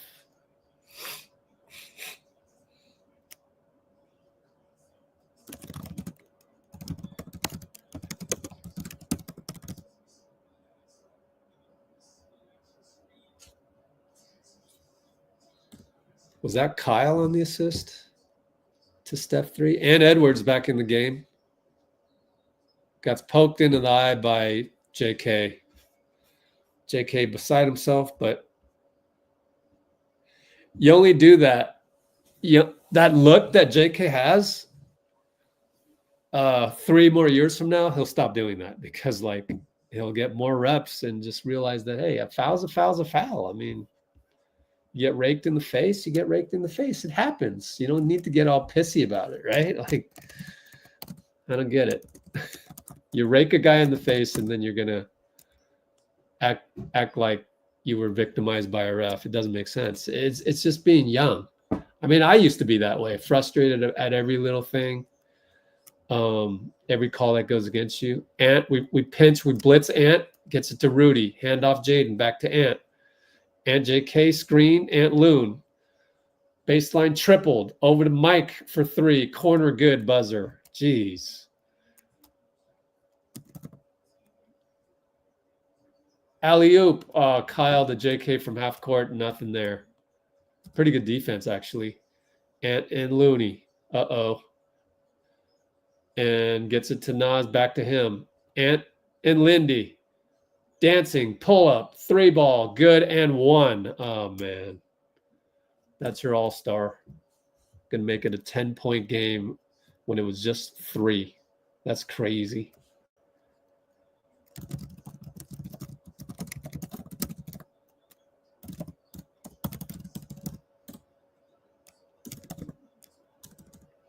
And before that, you know, finding Conley in the corner, jeez. And Kyle to J.K. alley-oop from half court, too risky.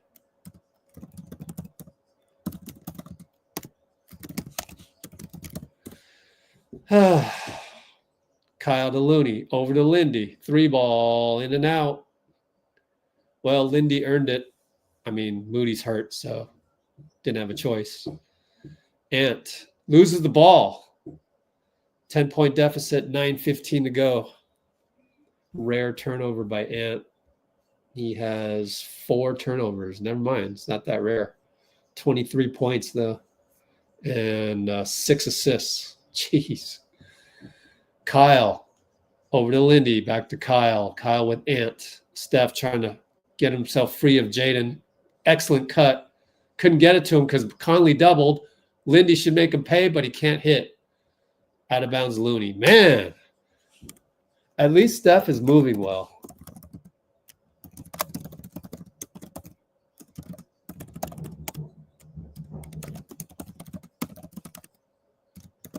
Conley goes right-handed past Lindy. And Lindy causes a turnover. Not bad. Slightly long arms there.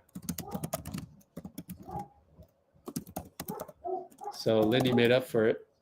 Steph this time brings up the ball. Screen Looney. Looks at it, fakes, goes down. 4 guys converge. Looney gets it after getting blocked. Steph wanted a foul, but Looney was there. Bottom line. So putback puts us down by 8. Ant and J.K. There you go. Stay in front. Good job. Sidestep over to Rudy. Rudy beat Kyle. Oh, well. He's a tough cover. 3 inches on the guy. Kyle over to Steph. Steph and Ant. Looney goes away. Steph wants Ant. Go to Kyle.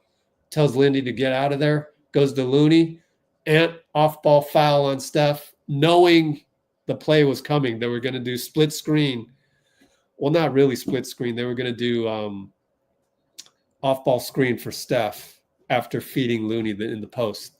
That's why Kyle was so adamant on getting the ball.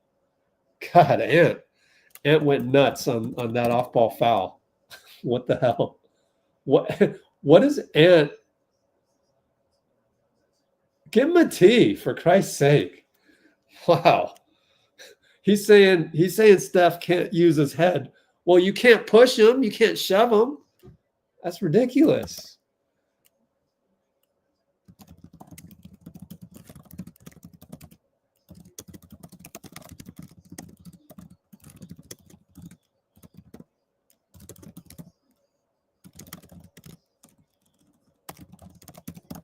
And so what we just saw, actually, I'll clip it, even though we can talk about it later. I don't think we'll have time.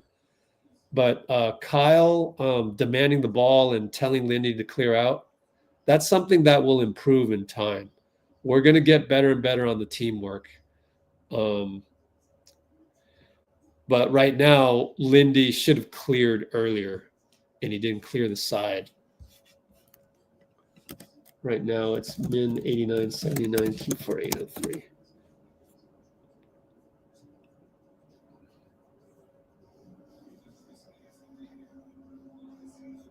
Yeah. It's good to see Kyle direct traffic there, honestly. And it's also interesting right now we don't have Draymond in there. So overall, I mean, that's good. I like what I see from Kyle.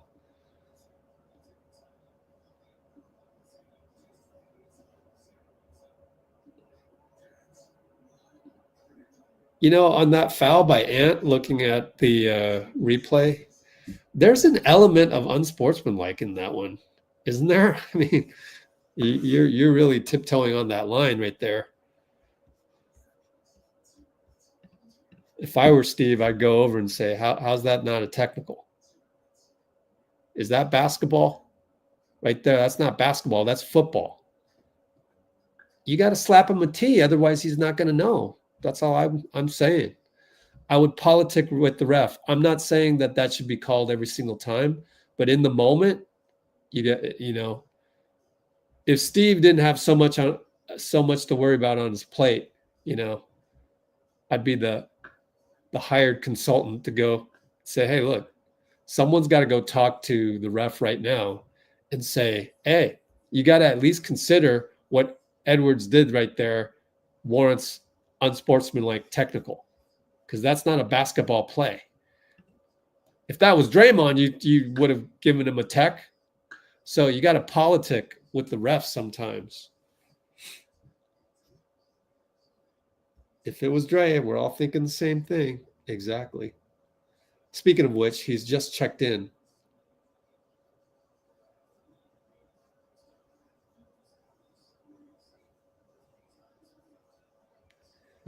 Oh, boy.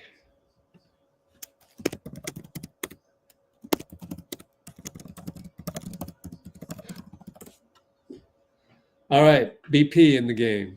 Playmaking. GP now. JK. Steph is out.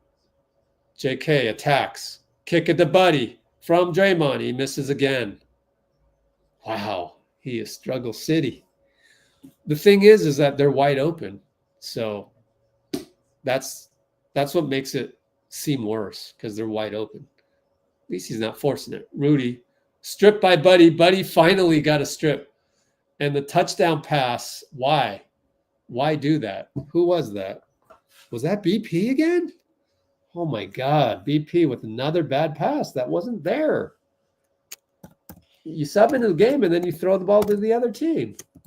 But they miss, and Draymond gets a rebound. Inside to JK. That's another bad pass. Oh, my God.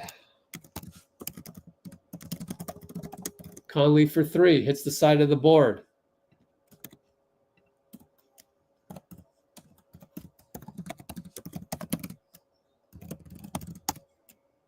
And deflected pass goes out of bounds, our ball.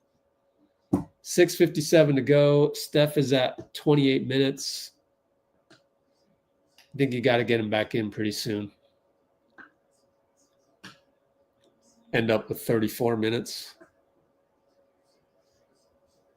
Podz the heel, back to Podz. Screen Draymond. Nope, goes away from the screen to Buddy. Draymond did. Buddy and Rudy. One-on-one out in the perimeter. Over to Draymond. Draymond finds Hield. Hield, oh my God, he lost the ball. Hield couldn't catch it. Man, he is flustered.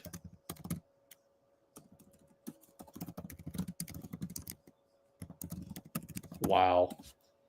We sub in this unit 3 straight turnovers, or 3 turnovers in a rapid succession. Rapid. 89.79, man. Still Q4 643. So that means 643. The last timeout was 8:03. So in the span of 1 minute, 20 seconds. We committed 3 turnovers. Wow. Well, 3 or 4. BP bad pass. Dray bad entry. Buddy can't catch it. That's it. Man. 3 turnovers in a minute, 20 seconds. God. That's just embarrassing. BP and Draymond guilty of 2 of them. And Buddy the third one. How many total turnovers? 18. Oh my goodness. A day after we committed like 10. Wow. This is bad.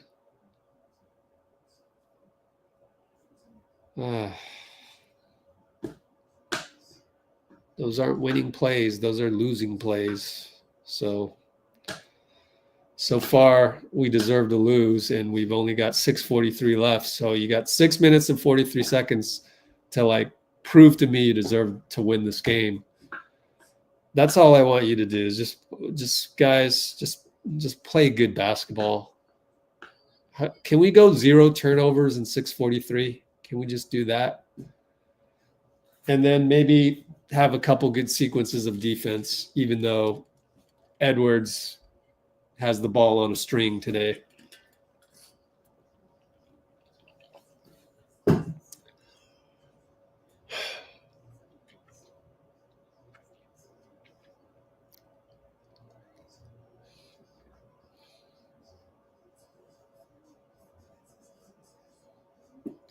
I am speechless. The eyes are bleeding from the last minute and 20 ever since this unit came in. Man, what do you do? Because like Steph got us back in the game with his shooting, and then you can't play him 36, 38 minutes a game. So you got to take him out. You bring in these guys. A minute 20 later, 3 turnovers and a missed open 3.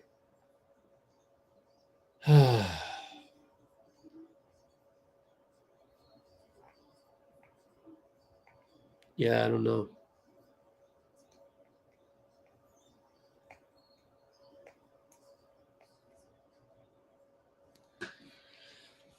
I don't know what you do. I mean, not having Wiggs certainly hurts. So there's always a little bit of an asterisk. GP and Ant. Steph came in the game, so he'll end up with 35 minutes. Pick and roll to Rudy. Rudy rolls. Nail kick out. Dante back to Ant. Back to Reed in the corner. Missed it. BP rebound. Good closeout, Draymond, of course.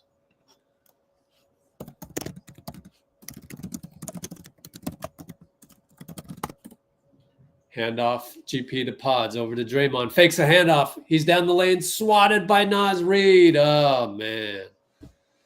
Is that a bad finish or a great block? 3-ball in the keel, and pretty much that's the game. That might be the game right there. Oh, what happened? I can't type anymore. And we lose the ball. I don't know what happened.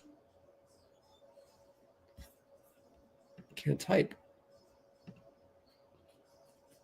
Why does it always do this? There we go. Anyways, fadeaway Ant, dagger, jumper, good.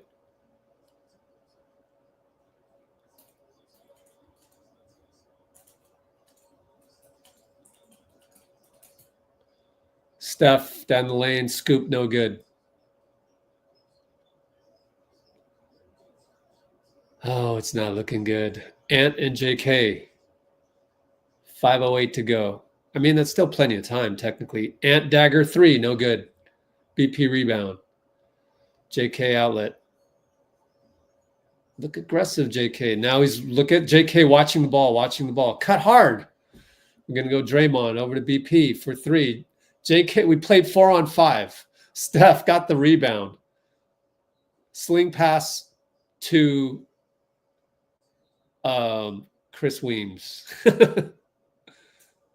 Another turnover. My goodness, J.K. doesn't know what he's doing out there. He's watching the ball. Down 15, 4:45.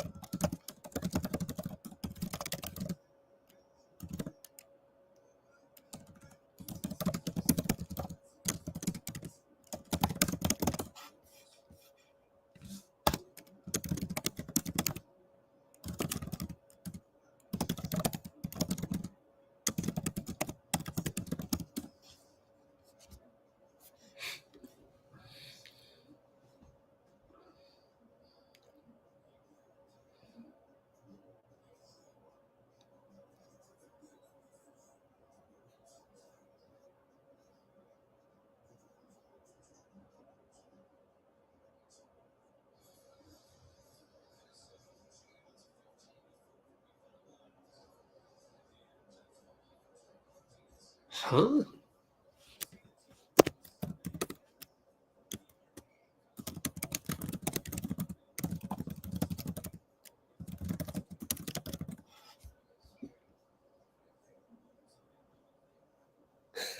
Look at like your AAU scrimmage.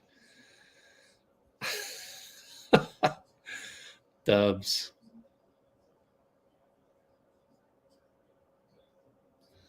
All right, Conley will bring it up on BP.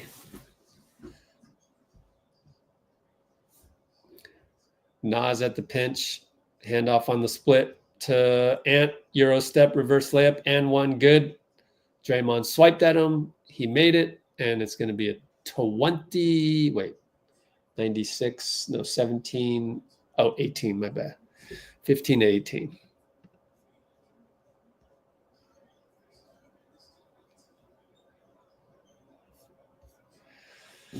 Oh, boy. Just can't score with Steph on the bench. The same problem. J.K. brings it up. Steph goes away. You know, Steph's gate doesn't look right. Over to Steph. Shoots a 2. Jumper good. A part of me just wants it to be a blowout so Steph can rest. I don't think he's right. The way he's moving around. See that? He's just covering McDaniels on the weak side. He's not even moving right in that case. Rudy misses point blank. Goebel with the call. Draymond slaps the ball away. Goebel was like looking for a way to call a tech on Draymond, which is very Goebel-like.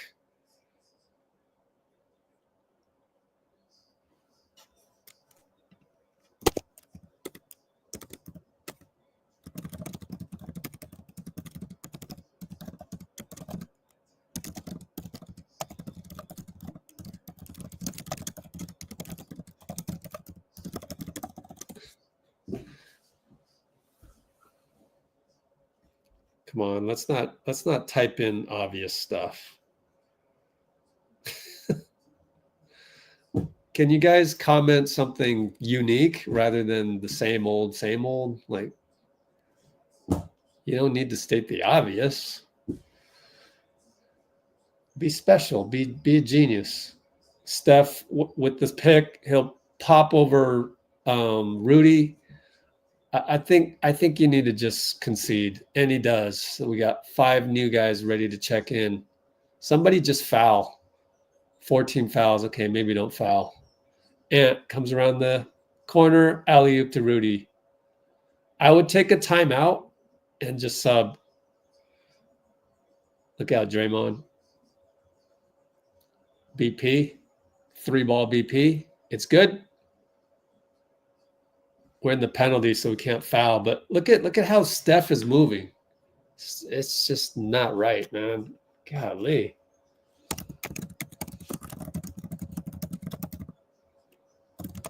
It's an awkward gate.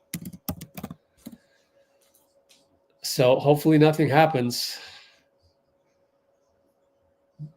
Two ball by Ant Edwards. Now we call timeout. So if you're going to call timeout now, why didn't you call timeout the last bucket? It's just funny to me, but I'm nitpicking, and they're going to get Steph out of there. Yeah, I don't know. I don't know if Steph's going to be 100% on Sunday. He does not look 100% right now. He looks... Yikes.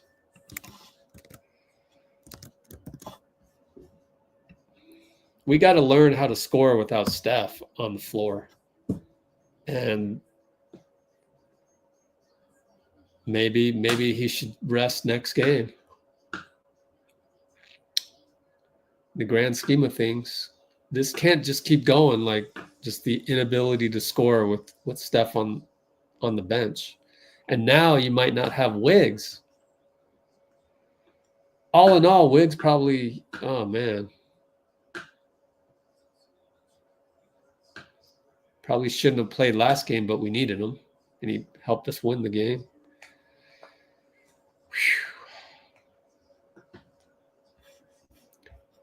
Whew. But Ant's the real deal, man. But Kimbo, that's what makes him great. That's his style. It's just like saying, I love Draymond, but he's too intense. That's not fair, right? That's what makes him great. So you tip your hat to Edwards.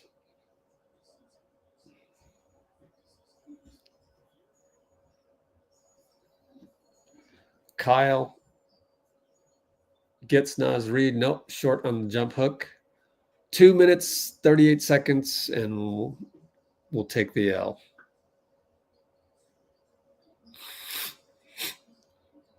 Another alley-oop, Ant to Rudy. Wow. Finch really kept Ant in the game. What?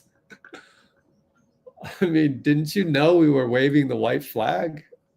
That's risky, but Ant is a super athlete, so he knows how to take care of his body. A la Kobe and Michael. They know how to take care of their bodies. They're not going to do anything crazy.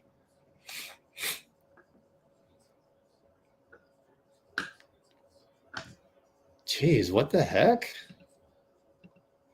You guys really don't like Ant Edwards?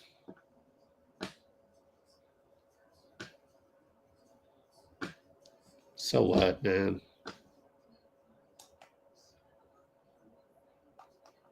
I don't... Happens all the time in men's rec league. All the time. What Ant is doing, like, I guess you just haven't seen it as much as I have. Like, it's par for the course. It's basketball.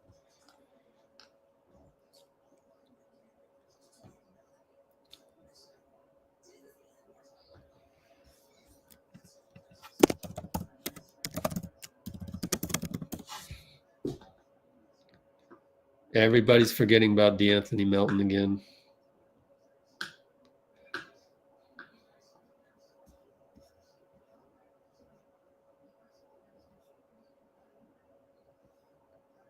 The number one reason why we're 13-9, DeAnthony Melton. Why is it so hard for people to understand that? It's so obvious to me. I don't get it. So, like, you lose a starter, you lose a guy that's probably a playoff caliber type guy. He just does things not a lot of people in the league can do. A freaking bargain at $13 million. I mean, the fact that he was injured with the Sixers, that discounted his value. He's really a $20 million player. I mean, it's pretty incredible. Buddy Hield with the bad pass. So you lose a guy like that. I don't know. It's just like, I saw enough in preseason, the way he was guarding James Harden, and then the no hesitations on the catch and shoot threes. It was like, wow, we're getting a guy that's just below all-star, kind of like Wiggins, kind of like just below all-star. This is pretty good for $13 million.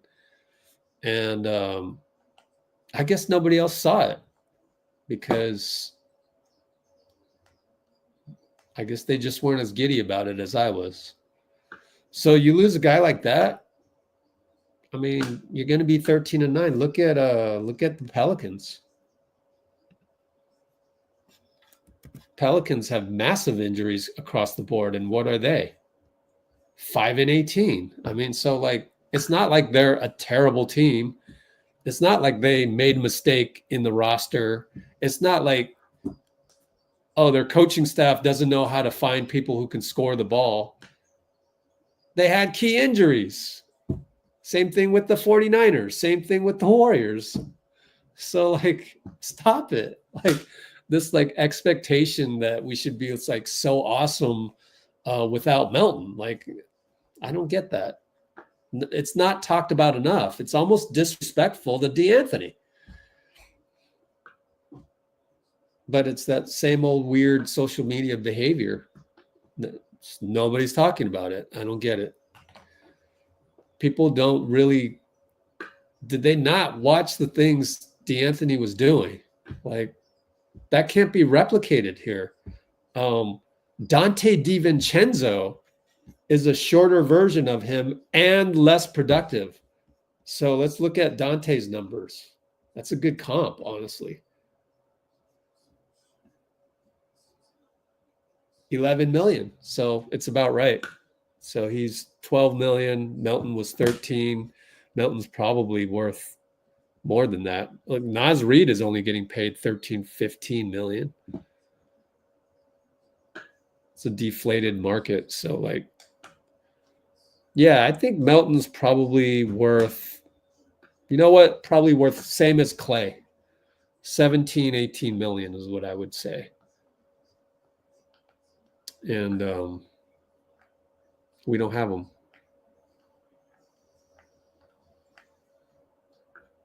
And it hurts. You can see it affects the entire team. So it's a domino effect, not having Melton. So you lose a guy like that, and then everybody's got to step up.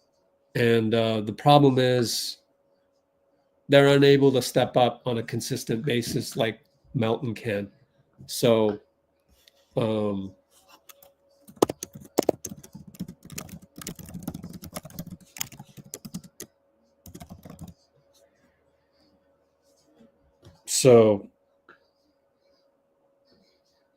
it's hard to find a guy that can put the ball in the hoop on a consistent basis. Just the consistency of it. And you know, a lot of possessions are generated by Melton's defense too, and there's no comparison to that. So you can't expect Lindy to have the same level of defense that Melton has. You can't expect Buddy. You can't expect, you know, Melton takes a lot of pressure off of guys like Lindy and Buddy. He makes them better players, even BP. So like the loss of Melton is the reason why we're struggling, aside from the fact that Steph isn't 100% and the guys left over just can't score, just unable to score.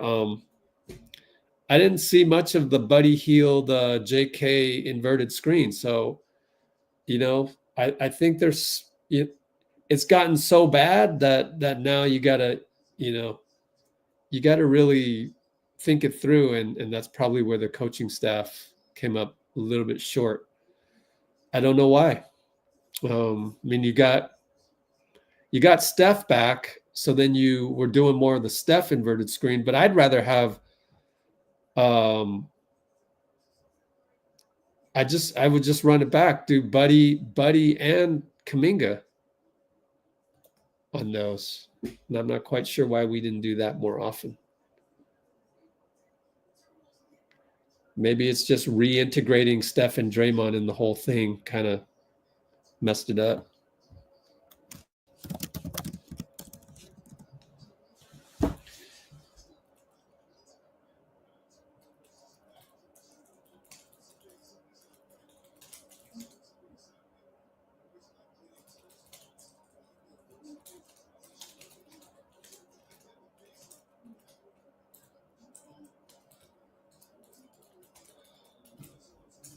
So we'll see. We'll see how we adjust to this. Sunday will be a great test because it's the same team. It's very like playoff atmosphere like, and you're going to have to come up with something. This is where coaching and execution really comes into play. It's good practice for the playoffs, assuming we ever get there. But who knows? Just take it one at a time.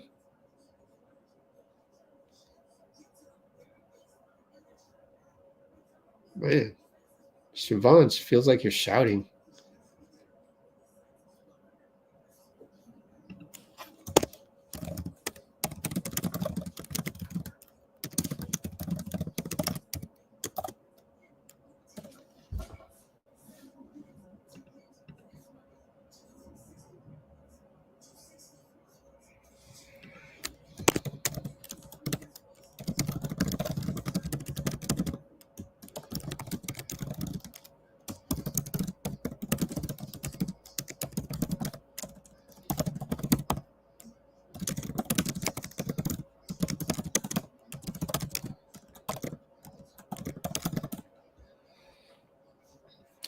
Yeah, Bruce says J.K. also has to stop deferring. I mentioned that every time he deferred. I wasn't happy with it. But, man, you're expecting, 22-year-old, 9 years playing the game of basketball to suddenly grow into a, played ball for, how long did it take me? I was 26 when I finally got it. And even then I didn't really get it. So I was 26, started when I was 14. I guess I really started 7th grade. Yeah, 13 as well. It took me 13 years. So JK, by the time JK is 26, he's got 4 more years, I think. 4 more years to really figure it out. And I mean, I just think that's factual. It's going to be 4 more years. It's a slow process.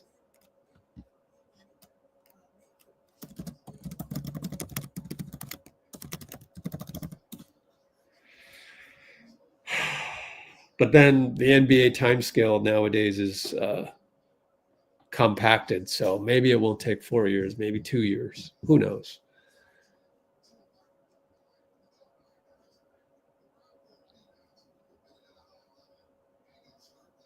Would you say Kuminga plays better with Steph off the floor? I think in this moment right now, Bruce and I would say yes, just because of the mental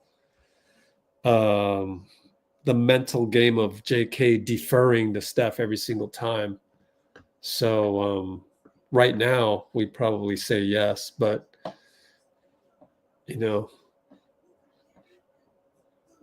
get out of this rut and then we can talk later. But you never know. The playoffs might end up situation, assuming we make it, where JK and Steph are gelling together. You never know. It's too far in the future. Right now, we just need to win a game. We just need to beat the Wolves on Sunday to correct everything that went wrong today. And really, it's just finding somebody to score when Steph is not out there. That's all it is. You solve that, and that might be on the defensive end. Who knows? You have to look at the tape.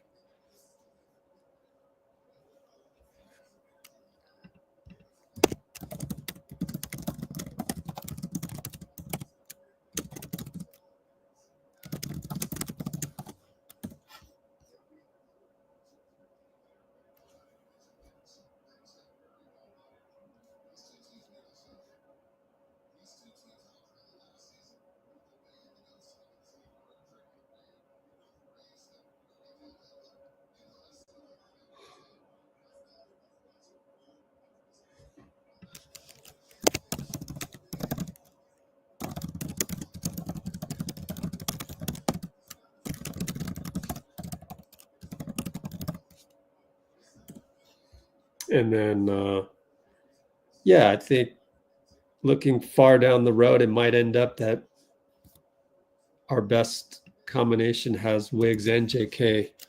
Now, Wiggs is hurt as we speak, so somewhat irrelevant right now.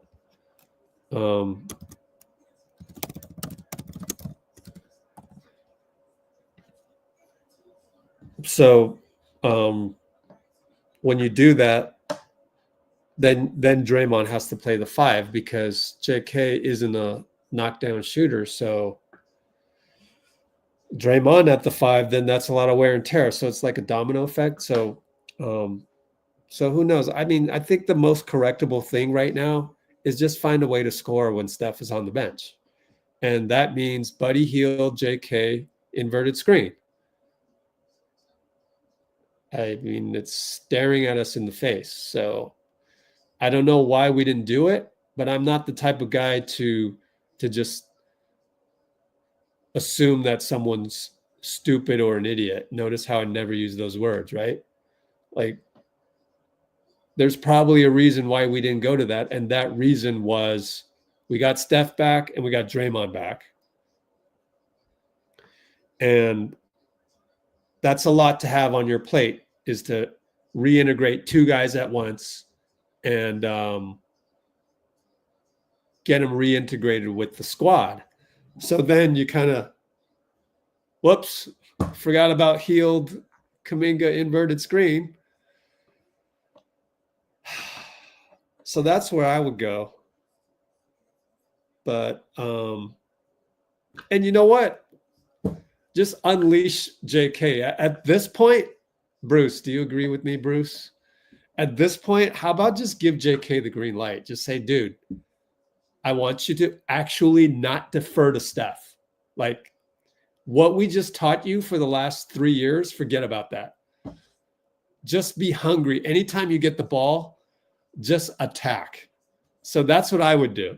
But I have been down this road before, and it's very hard to, that's a changing of the culture. And it's very hard to change culture quickly. Even like, first of all, you need buy-in from Draymond and Steph. And I'm not sure that they can see the forest for the trees. But that's what I would do. Like, I need to splice this and make it a separate video. We need to unleash JK. Like, there are, I mean, not only that, but maybe, you know, bring me in as a consultant. I'm just kidding. No, but I'm not at the same time. Bring me in as a consultant to JK and look, this is how you execute it. You tell JK, you do one of 2 things. Number 1, you attack. The second thing you decide on is whether you go all the way to the rim or you pull up for a jumper. That's it. That's the play.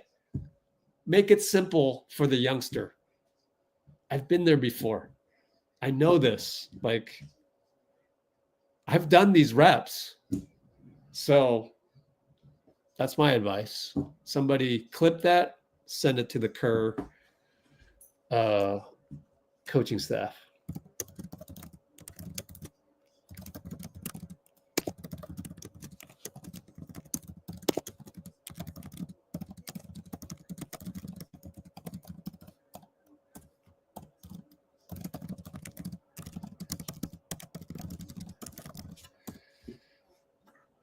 Besides, Steph is hurt, you know. He'll be happy to hear that you want to attack. Here, take the ball, attack. My knees need you to do that. We got Steve Kerr on the podium, so let's listen to what he has to say.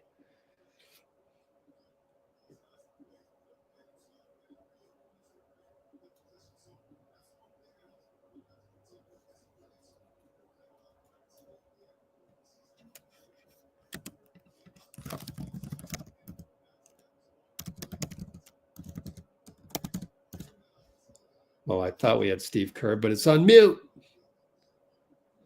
Seemed like, you know, all. Here we go.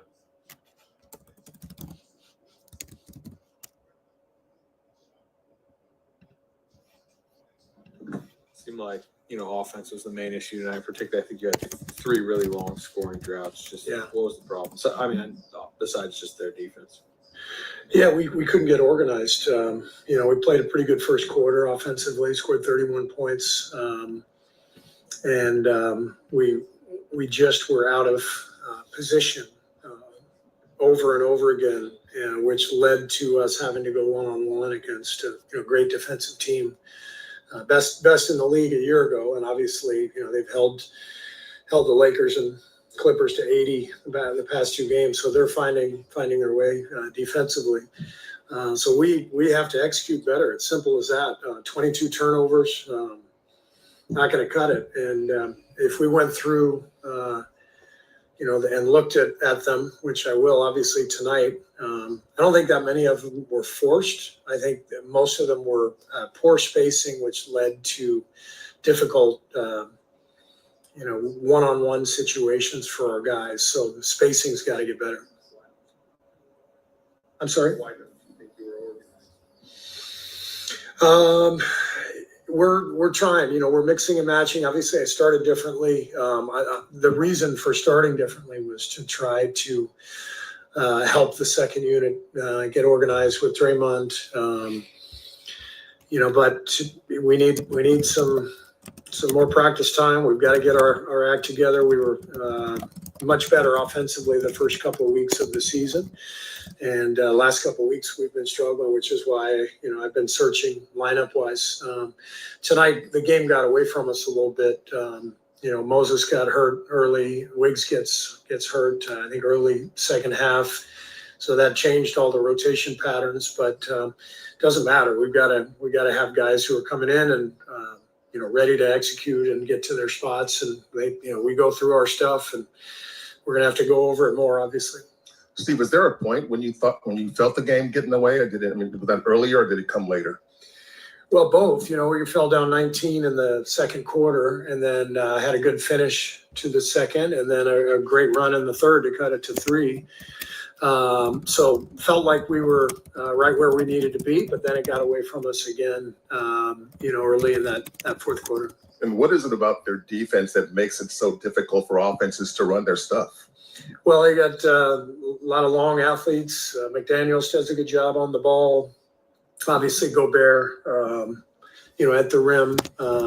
They got a good puzzle. The puzzle fits for them really well. They've got wing defenders, on-ball defenders with Conley and McDaniels and Gobert at the rim. So it's a well-constructed, well-coached team.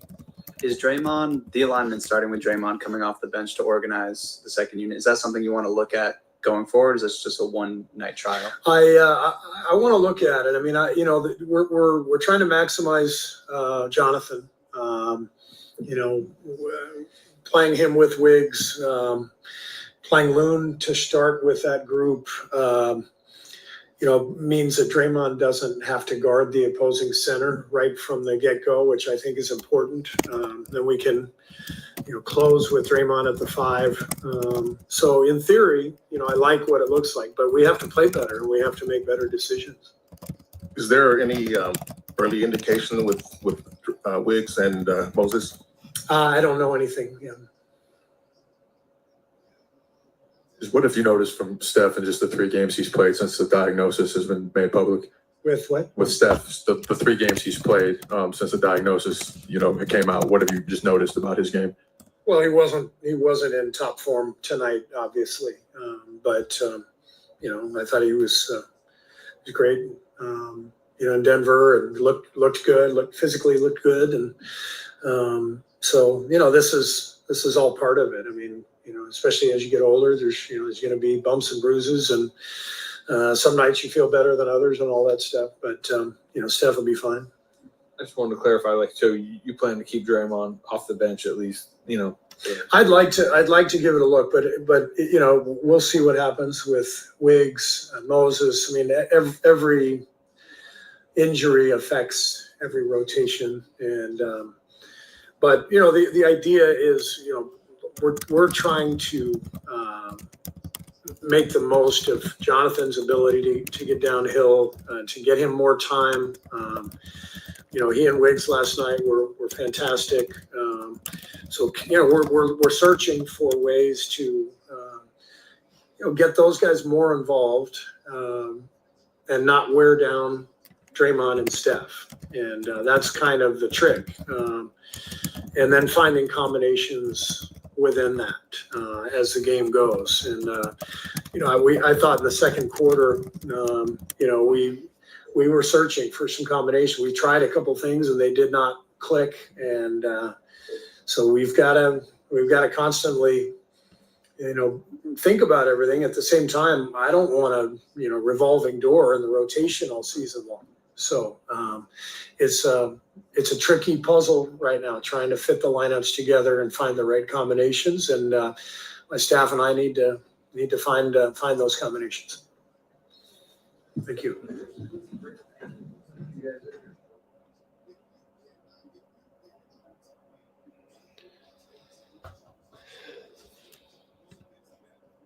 I actually like this comment in terms of Mike Conley cannot defend. He's too small. JK have to attack him. So I think there's blame to go around for that. First blame goes to JK. You got to have the hunger out there. You play basketball, whether you're, playing on a dirt court in the Congo, whether you're playing in an AAU tournament out here, whether you're wherever you are. It's just basketball. You should want to destroy Mike Conley if he switches onto you. And then the second blame goes to, now why is he thinking that way? So then that becomes a coaching issue. So I think there's enough blame to go around on that. I'm kind of dancing around it because I respect Steve and the coaching staff, how difficult this stuff is. So I'm not here to get angry at anybody and say, oh, my way or the highway. Like, the end game is going to be where JK can play honestly, like a more forceful DeMar DeRozan, right? But the path between now and then, I think, is more likely to be on the scale of years than, next week. So if I'm being realistic, I just don't know that it's that easy because it is a system change to do that. And they are evolving as we speak. Steve just said he's trying to get JK the ball more in a downhill situation. So that's good news. So the ship is turning ever so slightly, the gigantic cargo ship in the bay. It is turning and it's going towards JK. And that's all I can really, be thankful for. Like, okay, well, at least they're trending towards that. They're evolving. So that's nice.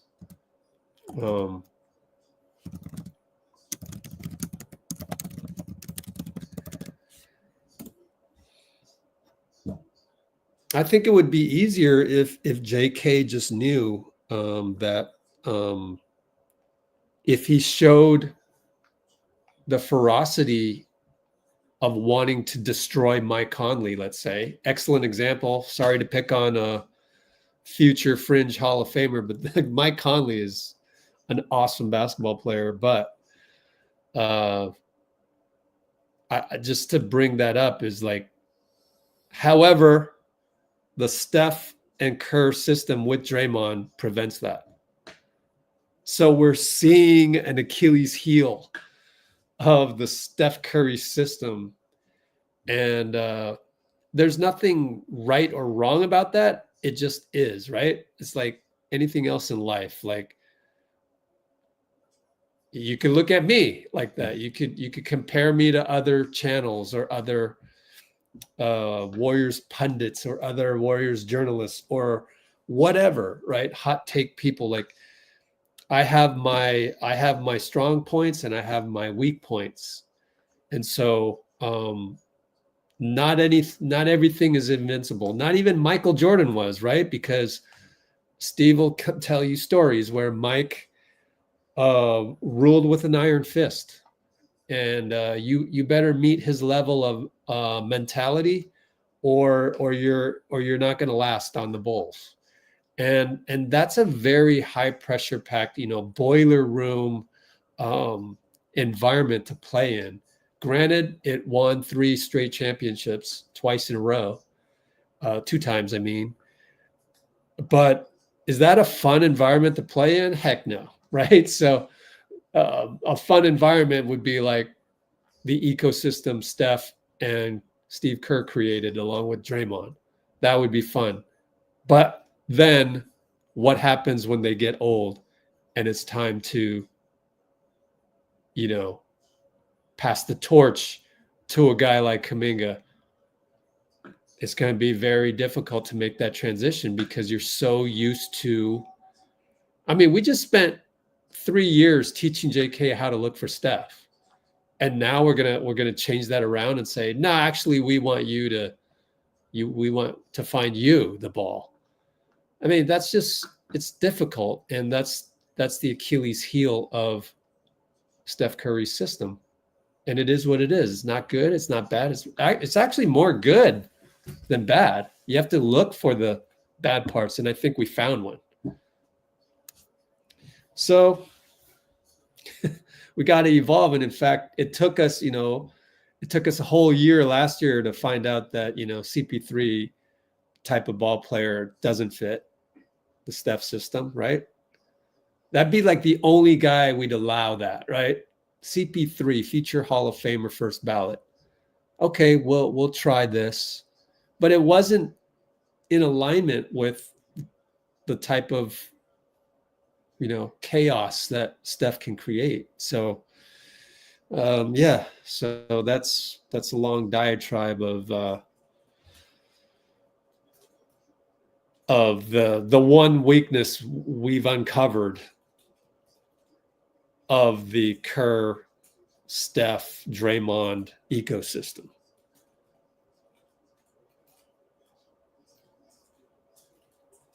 It's hard to integrate a talent like JK. So I don't think that's anybody's fault. It's not JK's fault. It just is what it is. It's one of those, you could write a PhD thesis, dissertation. You could write a dissertation about this, which that's what I just did. But you could literally look at the X's and O's, and if you were to dissect the X's and O's, you'd find out that what JK does well is very difficult to mesh with the X's and O's and the movement of Steph.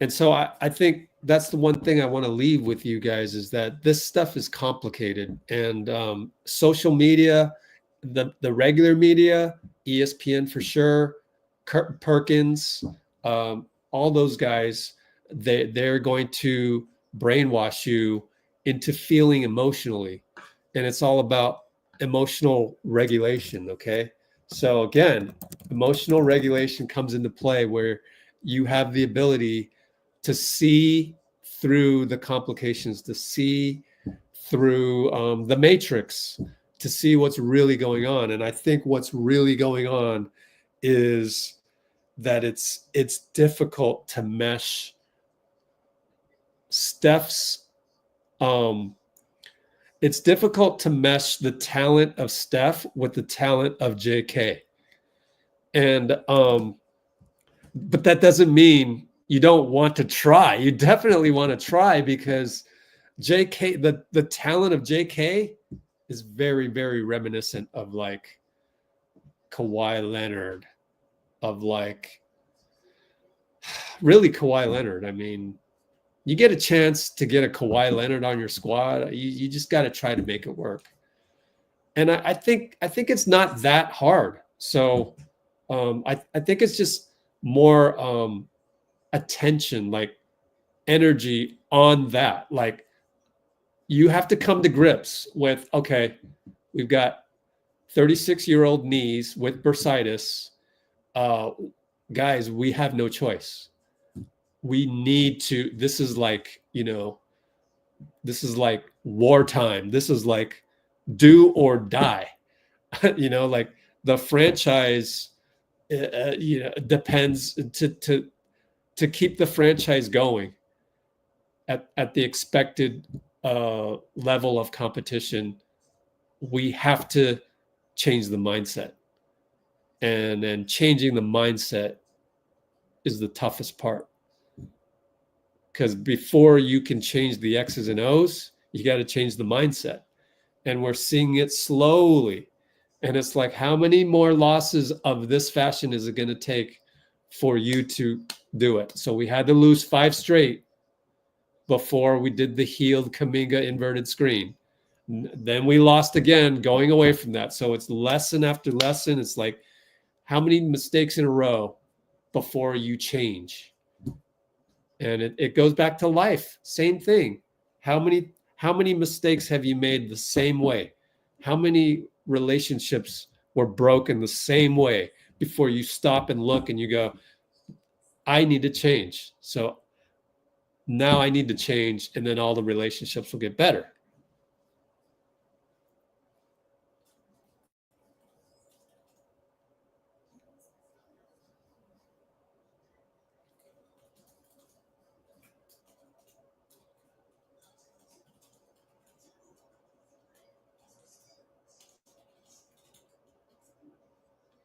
It's a lot of trial and error. Anyways, so we covered in the entire part of Steve. They've got snippets here on Twitter. Kuminga seems to force things more. Where you weren't on the live earlier, but we're sitting here going, well, JK's trying to find Steph.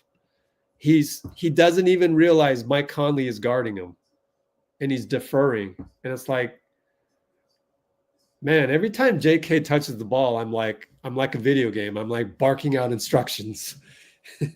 So again, you joined us late, but all JK got to do, but he needs the green light, first of all, from the coaching staff. He needs the green light from Steph. He needs the green light from Draymond. You need Steve, Steph, and Draymond. So that's the good news and the bad news, again, about our franchise, is that for us to evolve, it needs to be approved by 3 people: Steve, Steph, and Draymond. So, but having that triumvirate also forces guys to come in and play to Steph's style, which was working with DeAnthony Melton. So, shit happens. So,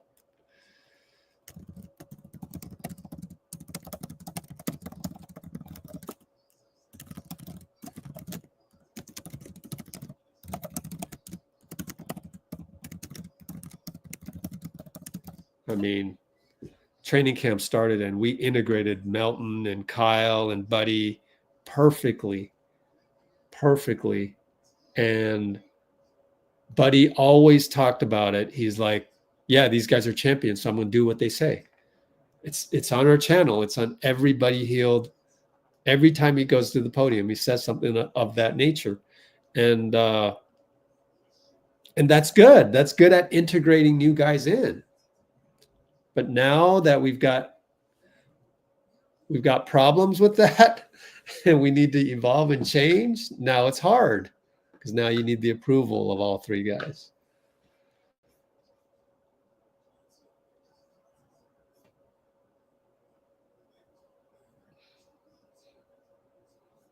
Let's see.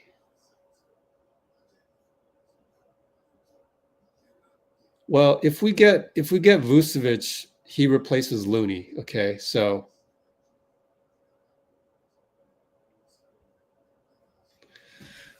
that is all. But the reason why I would get Vooch is that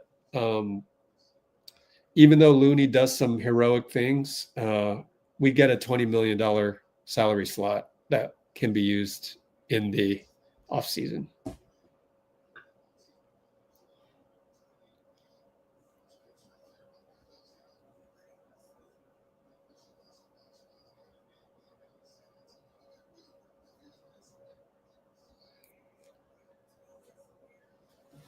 Oh, let's see. Anthony Edwards is good. Oh, yeah, he definitely is. No doubt. I mean, the growth that we've seen is, man, it's striking.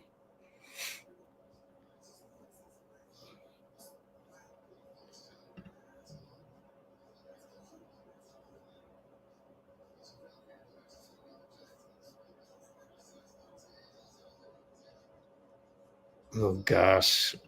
Can we stop with the wasting Steph? Oh, God. You're drinking too much of the social media Kool-Aid. It's such like an outrage point.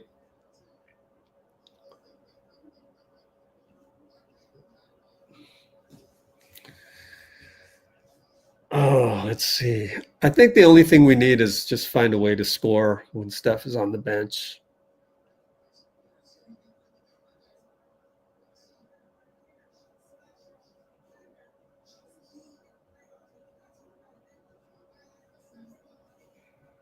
Still waiting on the next podium guy.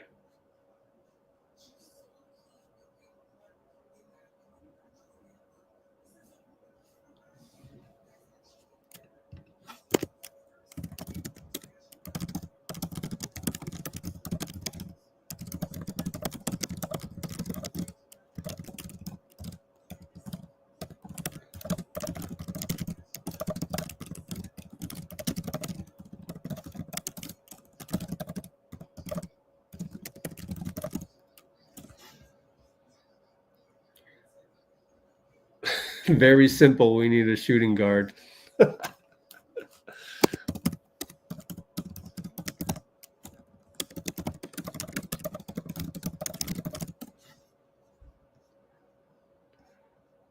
Yeah, shooting guards grow on trees. Let's just go get a shooting guard because we need a shooting guard. Let's just clone Melton with a good ACL, right? You guys think it's so easy. Spoken like a true casual.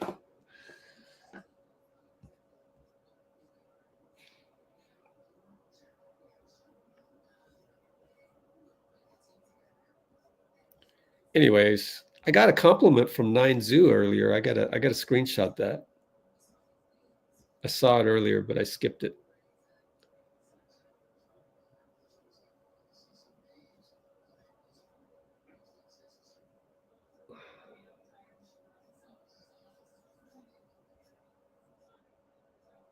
Ooh, got some food on the screen. What's up with that?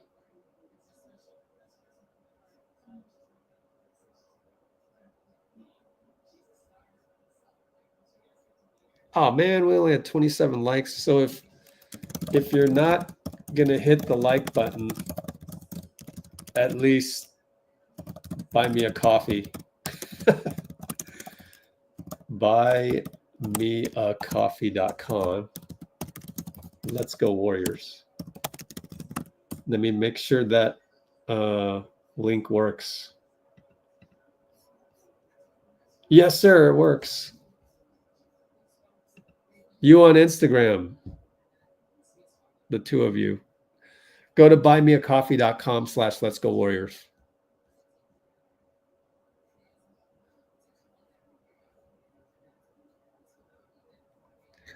Oh man, can we stop throwing Podz under the bus? Like the only guy that plays scared on offense is J.K. tonight, but that's with Steph on the floor. Podz is looking for guys. They're not getting open and they're just not as talented. So stop. Get off of BP, man. He's doing what he can. Now, he had at least one really bad turnover. So it's all good. Hey, here's a preach. Yeah, I'll take it. But why do I have chicken right here? Vern, stop it, Vern. That's not sports. Oh, he's funny.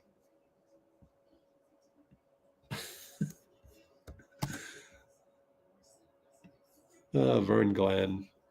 Nice guy. He's a nice guy, though.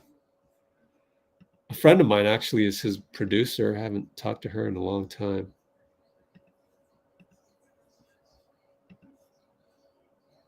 Wow. Why is it taking so long to get the next guy to the podium? That's funny.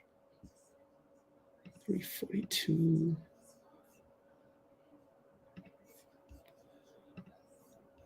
Oh, by the way, in the WNBA expansion draft chat, we determined that we're probably going to pick AZ Fudd. What do you guys think? Agree with that?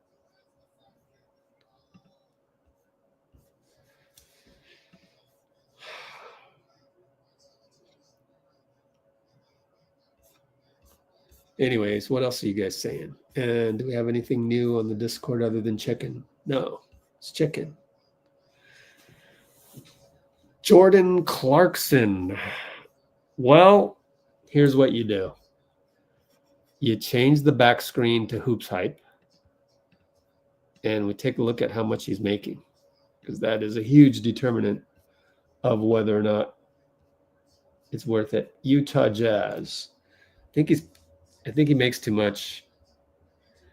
15 million. Okay, so DeAnthony Melton and Guy Santos.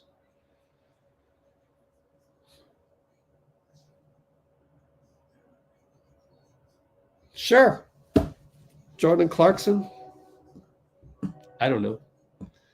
You prefer Sexton, but do you prefer him with 18 million and being 6'1"? How tall is Jordan Clarkson? He's not that small, right? 6'4", right? How tall is Colin? 6'1", right? 6'1". Dude, we have too many short guys already. Like if I'm replacing Melton with a serviceable 2 guard, why would I go down in height? Like, is it because you don't like Podz? Like, I think Podz is a good playmaker. He just doesn't have any recipients to the passes. He'll get to the nail and nobody will be cutting. It'll be Jonathan on the weak side staring at the, like, Jonathan's not going to cut hard. And oh, by the way, we lost Wiggs today. So big BP didn't have Wiggs as a target. But like, I don't know that BP is doing his job. He's getting into the paint. How many assists did he have today? I mean, can we stop with the throwing of BP under the bus? I don't agree with it. 2 assists only. I don't think it was that bad, although minus 16, that's glaring. And really only 1 turnover. 2 for 5 isn't even that bad on threes. So, I don't know. You get the minus 16 up there. But I don't know. Jordan Clarkson, I don't know.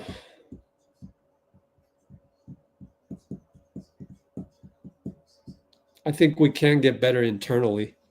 Just encouraging Kuminga to be hungrier. Kyle Kuzma, all right. Where was my, here it is. How much is he making again?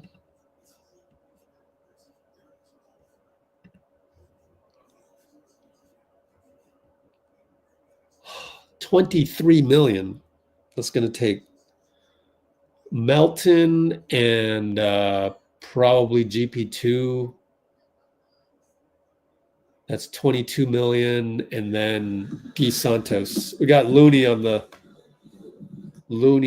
the podium. So Kuzma for Melt.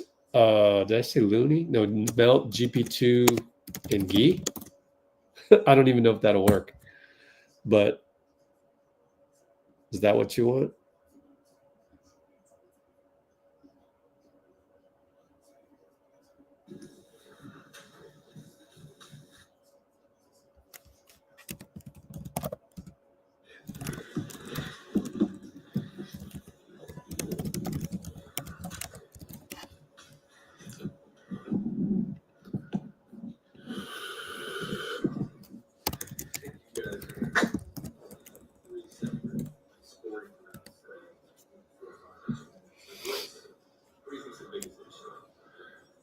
I think that in those times we didn't really organize. Was turning the ball over, kind of some careless turnovers. It's something that we talk about all year.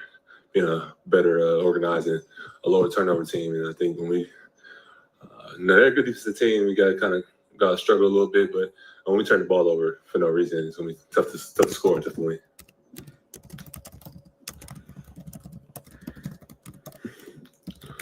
Steve mentioned that the offense was flowing better at the beginning of the year. What was happening back then that isn't happening now? I think we was playing with more pace. I think we was overall just playing with more pace, cutting harder, we was a little bit more organized, and was getting more stops. You know, we were able to get stops and get out and run and transition. Our offense kind of flows better. The ball kind of moves a little bit more, and you know, when you see the ball going, everybody plays with a little bit more confidence. So I think our offense affected our defense tonight, but it kind of goes both ways. If you're able to get stops and run, we're much harder to stop. For you, what's the biggest difference of sharing the front court with Draymond compared to Kuminga? With JK, you know, I'll play a lot more pick and roll with him. You know, we run a lot more actions for him, and then with Draymond, he's more of a point forward in that when I play with him, and I know he's gonna handle the ball, and I'm gonna be setting more screens off ball for scorers and shooters and different things like that. But so yeah.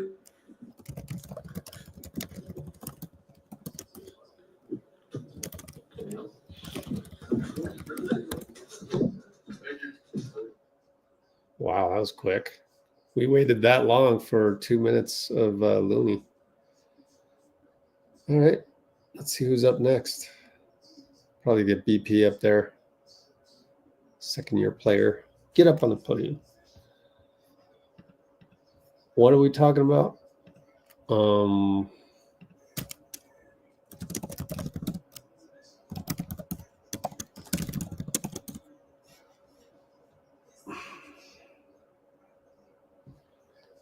Expansion draft, yeah.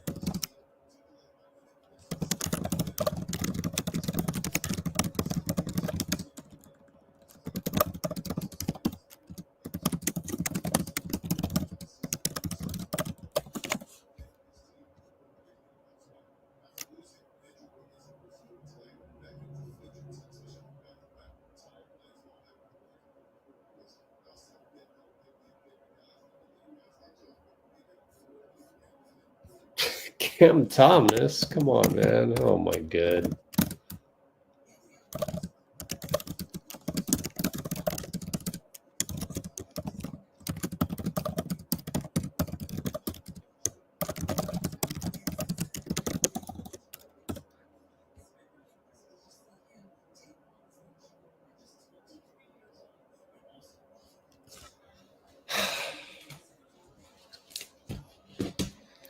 I keep telling you guys to go to Hoops Hype, and you keep not doing it. I don't work for Hoops Hype. I just like the layout of this. So if you're gonna say Cam Thomas, at least go look him up before you say it. And that goes for Colin Sexton. That goes for Jordan Clarkson. Like, I just so happen to have remembered that Cam Thomas makes $4 million a year. Why the hell would Brooklyn do that? Like, this is a bargain. You want players like this. You want Podziemski at $3 million. Like, these are bargain basement deals. To get rid of a guy, you'd have to be offered quite a lot. And we're not going to offer first-round picks for Cam Thomas, future first-round picks, right? So the problem is, the next time you mention a name, I'm going to go, oh, last time he brought up Cam Thomas, which is like, doesn't make any sense. So then you lost your own credibility. So then I'm going to tune you out, because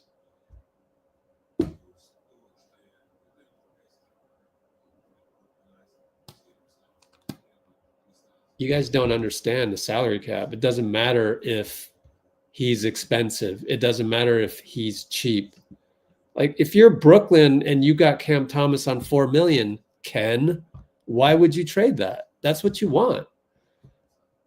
Now, Cam Johnson, oh, he's too expensive. No, that doesn't work that way. That's the same line of thinking that gets you to think that gets you to hate Kuminga because he's going to get some kind of contract near or around Franz Wagner's 39 million. That's a comparable. And then you're going to get mad because you don't think he's worth that. But it's all skewed. It doesn't matter what Kuminga gets. It doesn't matter his market value or what he's offered. It is what it is.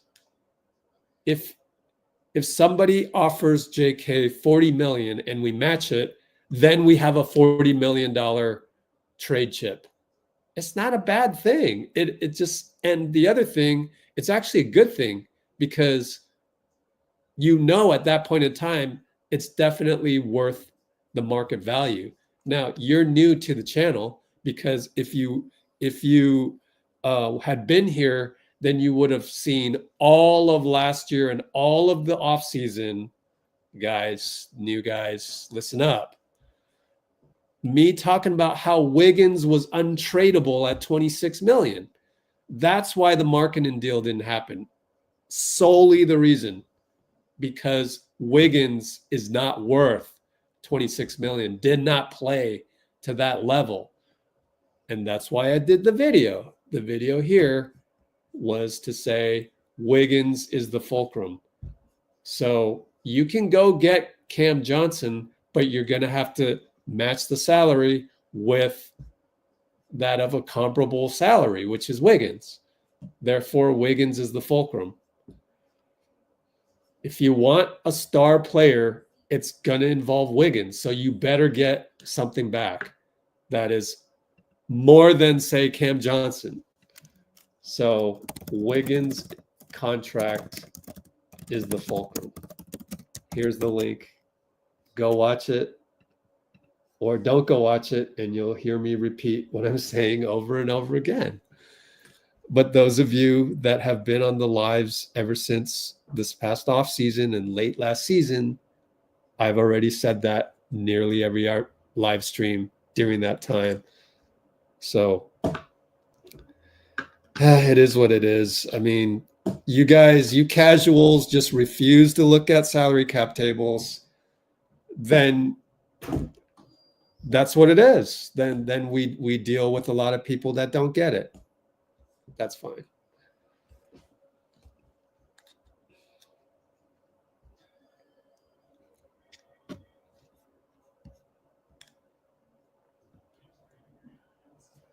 Yeah, so at this point, like, so it's not really a productive thing for me to discuss all that.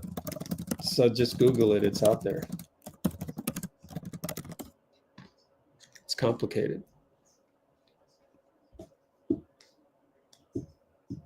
If you were to tell me, God Day 24, if you were to say, I promise to look at salary cap tables and to get more educated on this, all I have to do per your recommendation is to spend a couple hours looking at every one of 30 salary cap tables. Then I would go out of my way to like spend some of my energy giving you the attention that you seek. But I got to go back to Muni Long. You could sit down with somebody for 2 minutes and just exchange a few words and know where that person is vibrationally. If they talk about other people gossiping.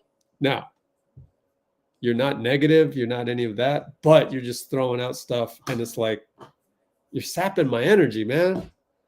I don't have time for that. So thankfully, somebody answered your question, but I'm tired, man. I don't have the time to go down certain paths that are low vibrational. So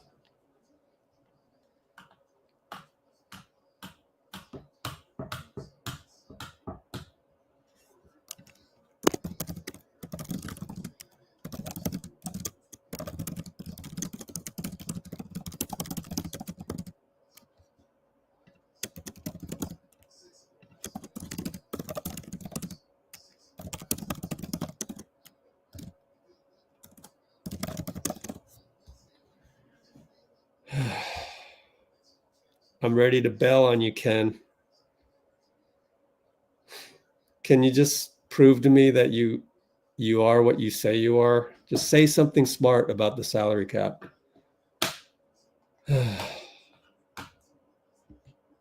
Now, Bruce doesn't like Vooch, but is Vooch that worse of a player compared to Looney that you wouldn't want to acquire this contract? Can't we do something with the 20 mil right here and then trade this in the summer for, combine that with Wiggins to go get Markkanen, let's say? Wouldn't you do that? So again, let me ask you this.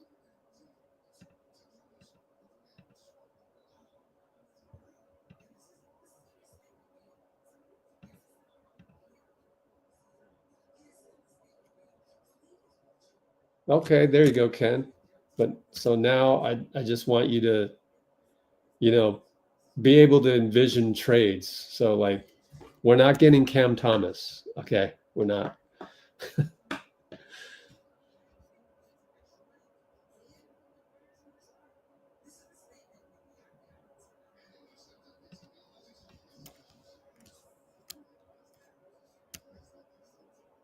So no, that's good. We're back on track. Anyways,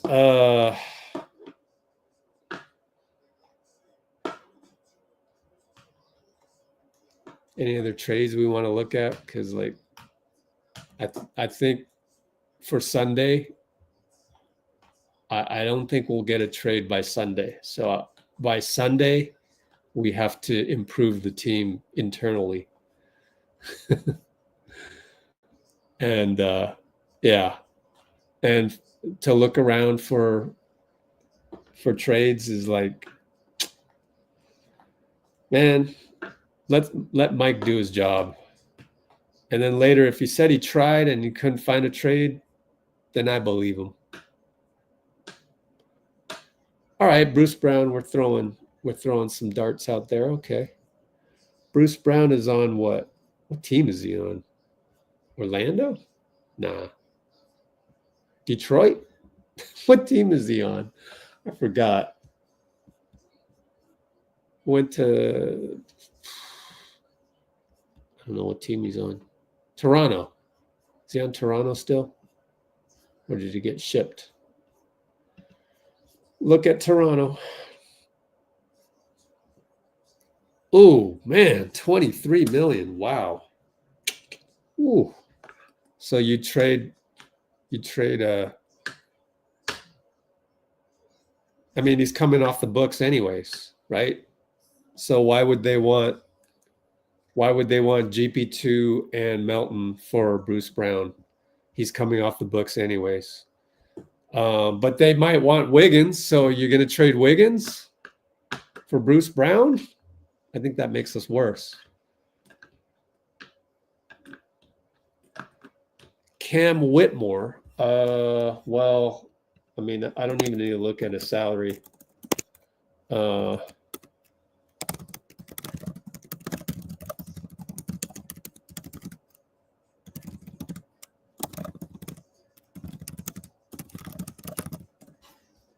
he doesn't fit the Steph system. Yeah, you can't trade Maple Jordan for you want to at least upgrade.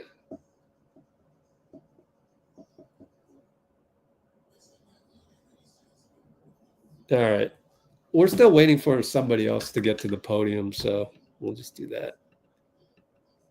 Let's look at Discord. We're not even close to 4 hours. Wow. Nope, nothing after the chicken. Oh, Vern, messing up my Warriors feed. What else can we look at? Calm down. Now you're talking to me to calm down? I am calm.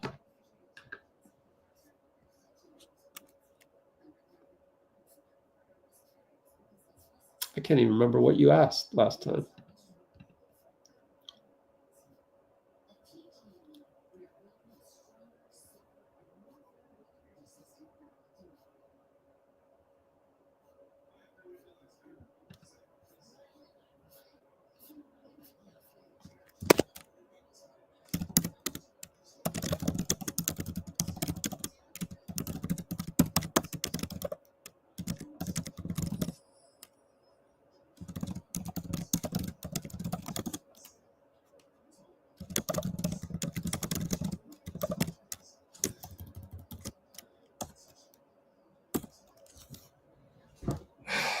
You think saying calm down pushes me away or makes me want to connect with you?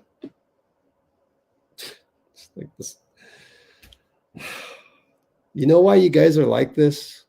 I have to go back to this every single time. You're stressed out about something in real life. You think the Warriors losing made your day bad? Dude, you were having a bad day before any of this happened. Like, you're in a state of survival. You're in the fight or flight. So you're ready to compete with me. Like, throw all these ideas of trades out there. Not one of you has said, hey, man, let's just move on to the next game. I'm not worried. We'll get better. Not one of you guys. Non-blue wrenches. Maybe other than Dubs. Coach Dubs has. But you're out here like suggesting trades, and then I'm going on the hoops hype to look at these salaries, and I'm saying, nah, I don't know about that one. And then you're like this or that, and then it's like, calm down, Rich. And it's like, what? Me? And it's like, calm down. That's not like friends don't say calm down to friends. Like, we're supposed to be all friends here, right? We wanna be connected here. We're not trying to be separate. It's the world out there, the matrix that y'all are stuck in, that causes you to be separate. I'm trying to teach you how to open your heart to the Warriors. You know, it's not that bad to open your heart, even for the male species. Like, it feels good, actually. It's the same feeling you get Christmas morning. It's the same feeling you get when everybody in your family is gathered together for Thanksgiving. It's the same feeling you get on your birthday when everybody says, oh, happy birthday. You feel like that gratitude. So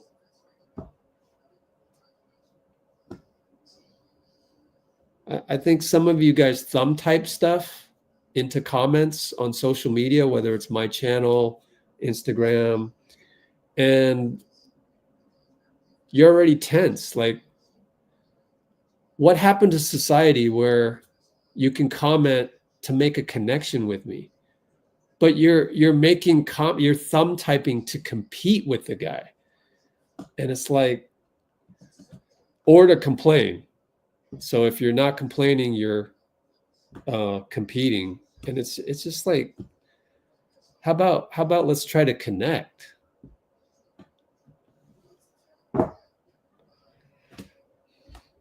Like, me finding the perfect trade for you guys is really going to make you happy tomorrow. Like, you're going to not be stressed out from whatever you are already stressed out about. It could be somebody at work.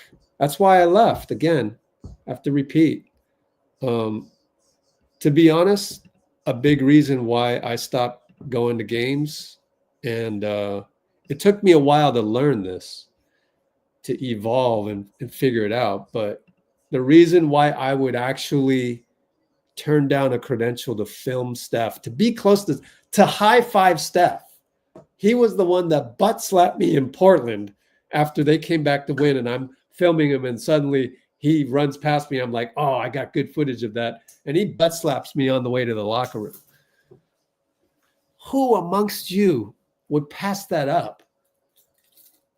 None of you would pass that up, but I passed it up.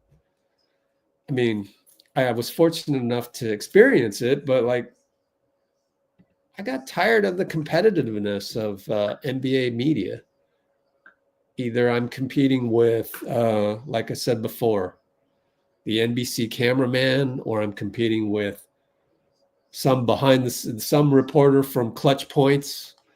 No, I'm kidding. I never ran into anybody like that. But no, I mean, Clutch Points, one time they went live courtside, and you can't do that. And I don't want to be having to compete against something that I'm not even legally allowed to do. and then you get on social media, and then other Warriors accounts steal your content, and then they don't understand it when you call them out on stealing your content. So it's just too competitive. So it's too much. I can't love the Warriors as much as when I'm here analyzing games from the TV angle. I like that much better to be here. But ideally, here's Draymond. Ideally, you guys, if you guys could be nicer in the comments and try to connect with each other, with me and the Warriors, rather than, feeling like they're distant and feeling like, oh, I need to blame somebody for the loss because we need to win, and winning is the only thing that checks the mark off of me having a good day. Come on, you're better than that, right? Think about it like it was your birthday. Think about it like it's Christmas. What kind of human being are you on those days? Be that in the comments. Now, I get it. On Twitter, they don't encourage that. On Instagram, they don't encourage that. But on my channel and my Instagram, could you do that? Please, I ask you, act like you would be on Christmas when you're on Let's Go Warriors. Could you please do that?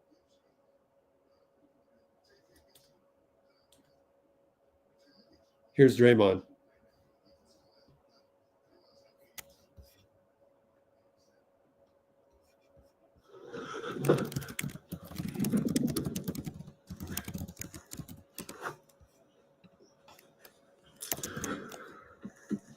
Hi, Draymond. Hello, how are you? Good. How are you? I'm good. Steve is saying that he's going to experiment with having you, kind of run that second team again. You've done it before, and any adjustments, and how do you feel also physically after? I felt great. Physically, yeah, it's definitely an adjustment. Just it's a group of a bunch of different guys. So it's an adjustment. Have to figure it out, but I'm up for it. Sounds like you were part of the decision-making process to, I guess, go to this. What's the rationale behind it? Coach just called and asked me. He said it's something he was thinking about. And he wanted to know if I was okay with it. Of course I'm okay with it. I have been one of JK's biggest fans since he's been here. And so if he has an opportunity to start, you can't be hypocritical. And they're like, yo, we want him to start, but it'll be for you. And you can't be like, it's not for me. Like, that don't work. Like, I'm a fan of his. I want to see him do well. So if his opportunity goes to me, then it is what it is. That's his opportunity. And he earned the opportunity. So that's kind of how I view it. Yeah, so that was kind of my rationale. He played extremely well last night. You want to give that another look, or 2 or 3 or 4 or however long. If it works, then continue with it. And so, yeah, that's kind of my rationale for me. I am a product of my vet being willing to take a back seat for me. So you gotta give back what came to you. That's what this is about. I mean, you termed it as a backseat. I mean, do you view that as that's what you're doing? I mean, you're obviously still going to run the second unit. He seemed to think that you're closing most halves probably at center. Yeah, for sure. I mean, I'm sure I'll close most halves. But not starting is not starting, You're taking on a different role. And so, yeah, I don't necessarily look at it as like this demotion. I'm a starter in the NBA. I know that, So I don't look at it like that. But, if it's something to try to help this team win, I'm always going to be for it, I hate losing. So if you got something that's going to help us win, you're not going to get an argument from me. And as I've always said, I care about this organization. And I know a lot of people in this organization, including myself, think he's next. And so if he's next, at some point we got to see it. And for him to do that, he needs the opportunity. Like I said, if the opportunity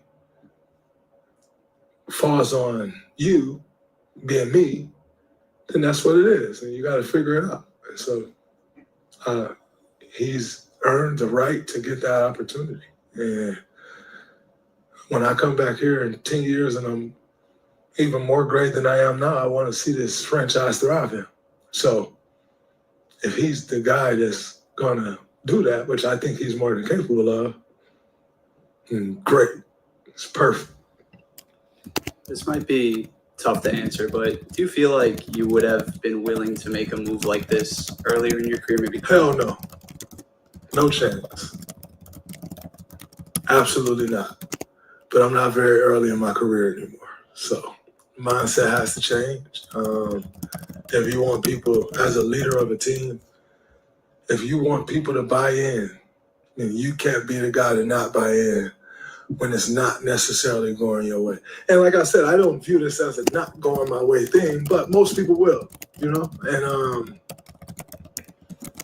And so if that's the case, and most people will, you kind of, in a sense, you almost have to approach it with that mindset of what most people's going to think, you know?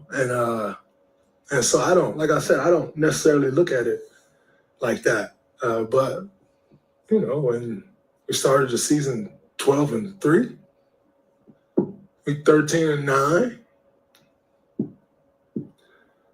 keep doing the same thing. What they say, that's insanity or something like that, right?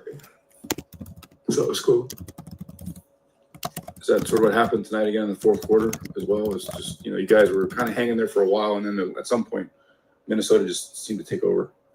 I think they finally capitalized. We were kind of playing like shit for a while, turning the ball over left and right, you know, they were missing some shots. And then they started to capitalize on the mistakes. So I don't think it was necessarily a matter of the fourth quarter. That's just when they finally capitalized on it. What's the problem offensively right now?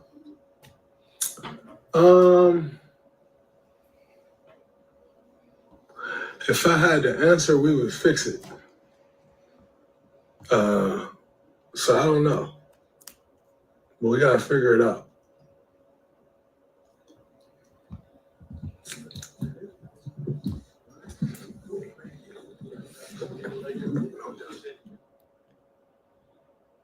So that's probably it for the podium, but I have the answer. Here's my theory.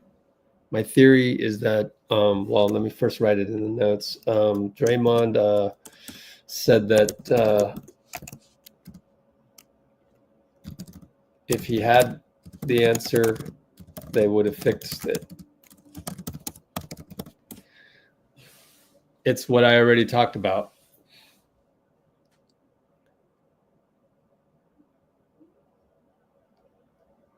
Giving JK the green light is too drastic for you guys.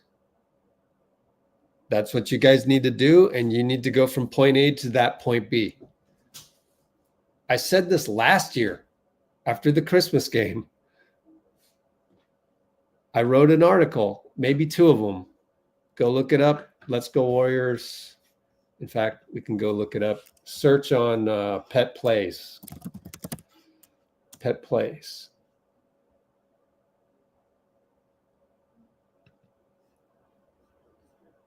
On January 5th, I wrote that maybe it's time for Steph to ask Kerr to implement some Kuminga pet plays. We did a little bit of that, and then we went away from it. And I wrote this in the latest article here with Kuminga just get the ball and run. I said that it's okay. I understand that it's an evolution, and I'm patient because we had to integrate D'Anthony, Buddy, and Kyle. So training camp was focused on that. We were always going to have the Steph Kuminga inverted screens anytime we wanted. It took us losing a few in a row to finally go to that. And then there were also complications because Melton was so good that you had to remove Kuminga from the starting lineup. So then now you're off on that tangent for a while. And now that you've lost a few games and now that you have some injuries, you kind of have no choice but to start Kuminga last night. So then you do Buddy Hield, Kuminga inverted screen, and then Steph comes back, and then you go away from that again. It's like, stop going away from that. Just make it a permanent thing. Like, just get him the damn ball. But the problem is Kuminga's so young that sometimes he has the ball, he forgets. He doesn't know. Well, first of all, he doesn't have the killer instinct sometimes. So his wires are crossed. Do I get the ball to Steph or do I blow by my guy? And like, you guys need to simplify this for him. Forget Steph. Don't worry about Steph. Like, we can just sub you out to get the ball to Steph. You know what I mean? And I don't have any problem with that. But like, or we can just directly tell you, okay, you need to flip the switch now, JK. Flip the switch back to look for Steph. But because JK is so young and he just doesn't know what to do with the ball sometimes, he's got too many options. Simplify it. Say, okay, I'm giving you the green light. You are allowed to, we're going to get you downhill. But even if you find yourself with Mike Conley on you, you have the green light. And your jump shot is probably going to be better than the non-shot that we're getting with all the other guys. So I'd rather you just take a difficult Kawhi Leonard fadeaway than BP dribbling to the nail and not finding anybody. You know what? Let's go with you. Just so the mentality of getting that green light. That's the answer. But they got to evolve and they've got to change that culture. Because they just spent a whole 2 months teaching Kyle and Buddy and Melton how to play with Steph. And now we have no choice. You have to get away from that. Like, you have to get the ball to JK. Not every time, but some of the time. And the only way to do that is you got to really let JK have a green light. Allow him to make mistakes. But, let him become that number 2 option. You're changing the culture. Sooner you change it, the better, because I don't see the timeline shifting. So if that's out on the horizon, instead of it being 3 years away, make it now. It takes guts, but I don't see another option unless Mike Dunleavy goes and gets Vucevic, let's say. I mean, like, and we can't worry about that, The coaching staff isn't the general manager. We got to win the next game. And it's pretty clear to me in this 1-6 record in the last 2 weeks that the main issue is that you're having trouble scoring the ball when Steph's on the bench. It's literally that simple. And then so give JK the green light and give him really simple instructions. You see the guy in front of you, you either blow by him or you take 2 dribbles, stop and pop a jumper. That's it. And we'll go rebound. Don't worry about passing the ball. Don't worry about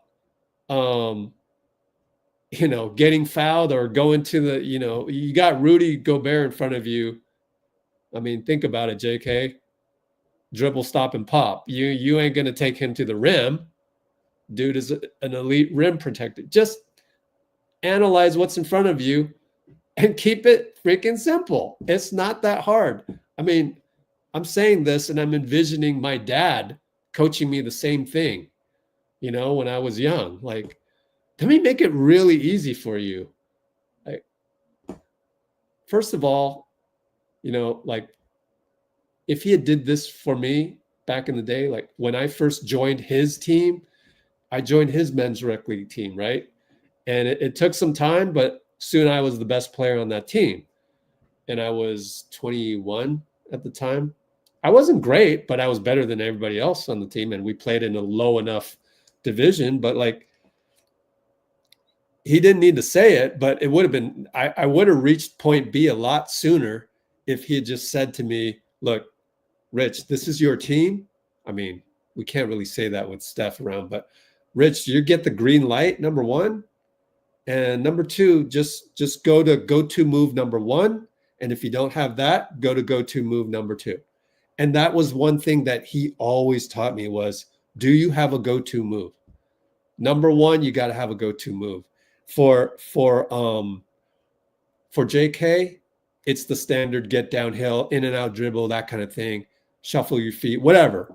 You're doing that well. But now you need a number two move. And that move is to just stop and pop and shoot the two-pointer. So that takes a culture change. And I just hope the coaches realize it. Like, how many more losses do we need? Like, just do it. Like, we don't have a choice. We tried everything. We've tried, granted, Steph and Dray weren't there for 3 of those losses and 1 win. Let's say 4 games they weren't. So that leaves at least 3 games. Actually, the win was the one where Steph wasn't there and you gave the ball to JK. So there's proof from a winning angle that works. And then you have like 3 other games that were losses in rather, convincing fashion, where you had trouble scoring with Steph not on the floor. I mean, what other choice is there? It's like you should be backed into a corner, and that corner is to give JK the green light. And I would say even with Steph on the floor, you got to start doing it. So I think what we heard from Draymond was a little bit of that. So that's what I would do. And I would just, that's how I would keep it simple. Just like, it reminds me of like how my dad used to teach me. Have a go-to move and then have another go-to move in case the first go-to move doesn't work. And maybe that's the part that they're really scared about, because maybe the analytics department of the Warriors see, look, now I'm giving Steve Kerr and his coaching staff an out. Now, why would I do that? Why wouldn't I be the angry dude that's a limo driver from New York, have a YouTube channel to throw Steve Kerr under the bus, especially? Why wouldn't I just throw him under the bus? Because that's not being human. To be human and to be real and to actually think how an actual basketball organization works in the NBA, you have to think of all the dynamics. So I'm accepting the fact that maybe there's an analytics department that's going, oh, wait a minute. You're saying JK has the green light to shoot a 2-pointer? Because all of our analytics say not to do that. And then that's where you go, well, we're backed into a corner.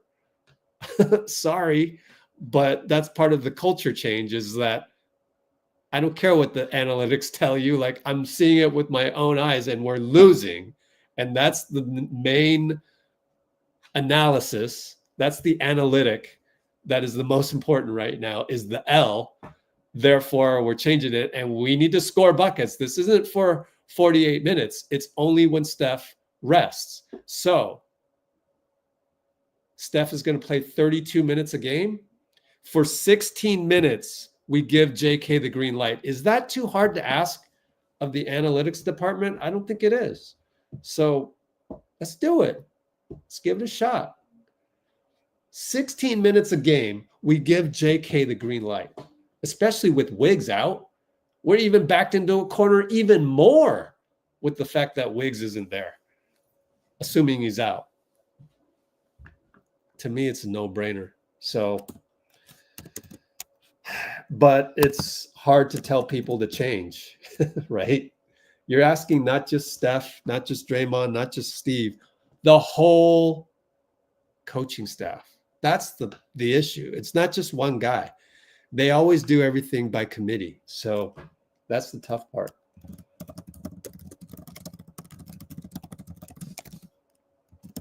You guys with me? I don't know. But anyways, I wrote about this stuff. You go check out my website. Give me a like on the website. No, I'm not the limo driver.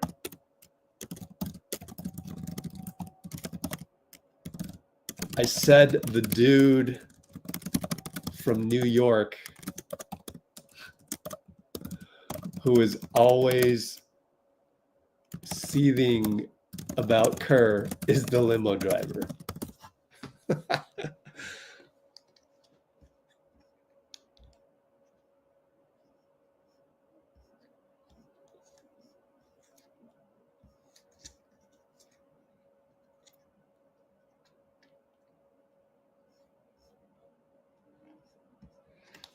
Yeah, but I'm not going to be here totally pissed off at Steve if on Sunday we don't see more Buddy Hield, Kuminga inverted screens.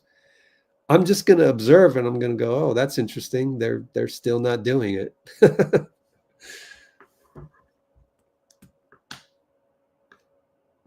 Well, the turnovers, like I don't know, like I think a culture change would force would change the dynamic of the turnovers as well. So yeah, you can. I don't want to just. I'm going to disagree with Steve, right? On the turnovers, maybe the culture change to green light J.K. Results in fewer turnovers. I get it. The difficulty is if you green light one guy, then you're getting away from motion offense. And then you run the risk of people forgetting which offense they're in. Suddenly Steph comes in and Moody forgets, or BP forgets, or JK forgets that, oh, we got to switch back to the movement. So, or Trace, whoever a young guy might be.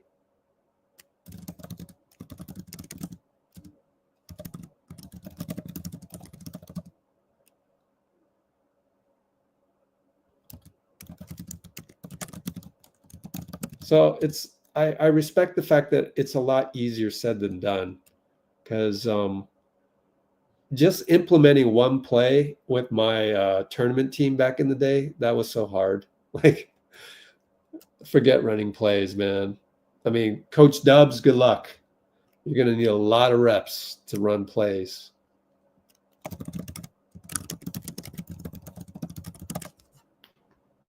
But I liked what Draymond said, so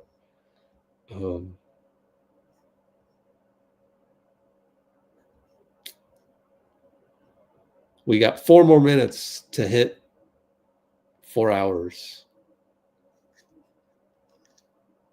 Again, the limo driver, that's not me. I actually wanted to drive a limo when I was a teenager, and my dad said, come on, you're not going to drive a limo. You go find a more enriching job, Rich. You can do it. Don't settle. So I didn't.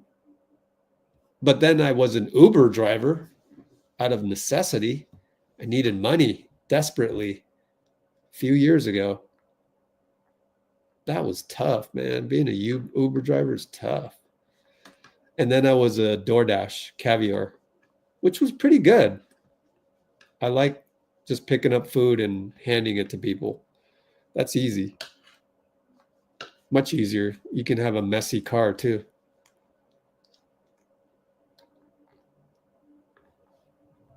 We need to be more creative, but I mean, I don't know about that.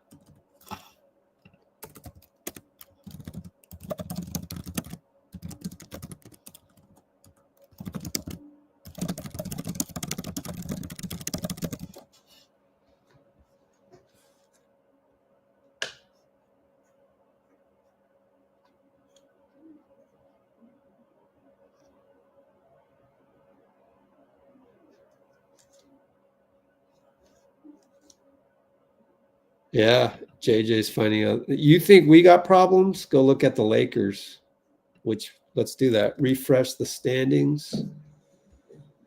Steph, Oh, we got. what's the level of Hey, good thing I talked for so long, right? We got Steph. We're going to be the only post game that has Steph. Amazing. I didn't think we'd get Steph. Here we go with Steph, guys. We got lucky.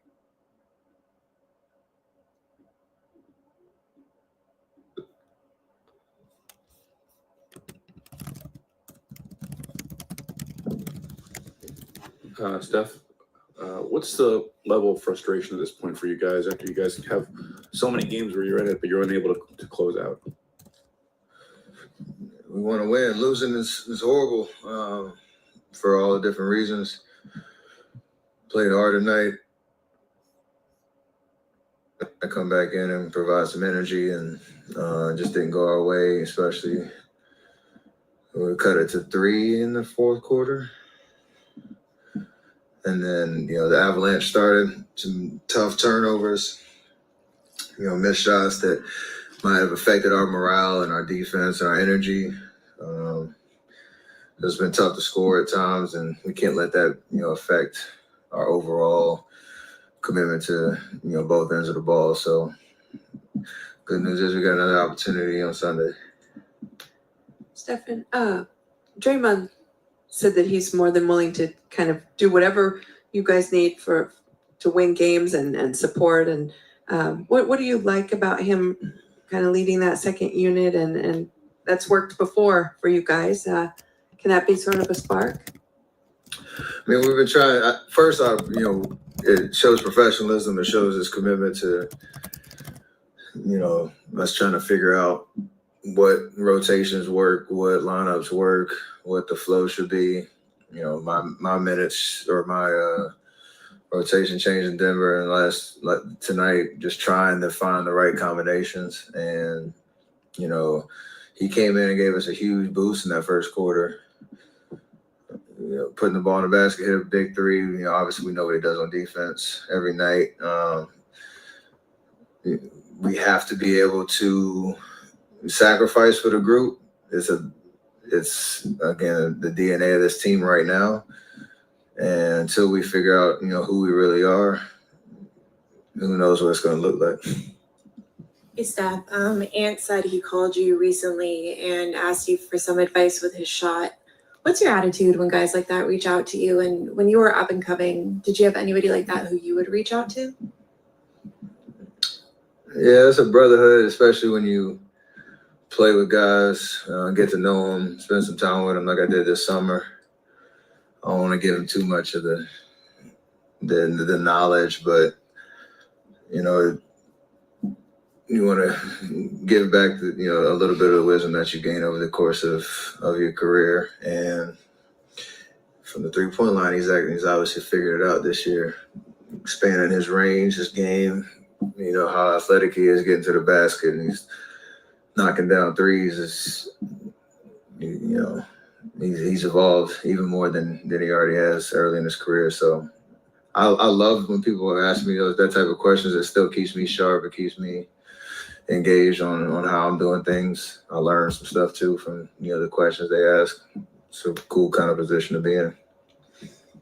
This Draymond move is clearly about elevating Jonathan. The way Draymond put it was, if he is up next, it's time to kind of see if he is. I guess just what's your perspective on this moment for Jonathan and do you want to see what it could be with him?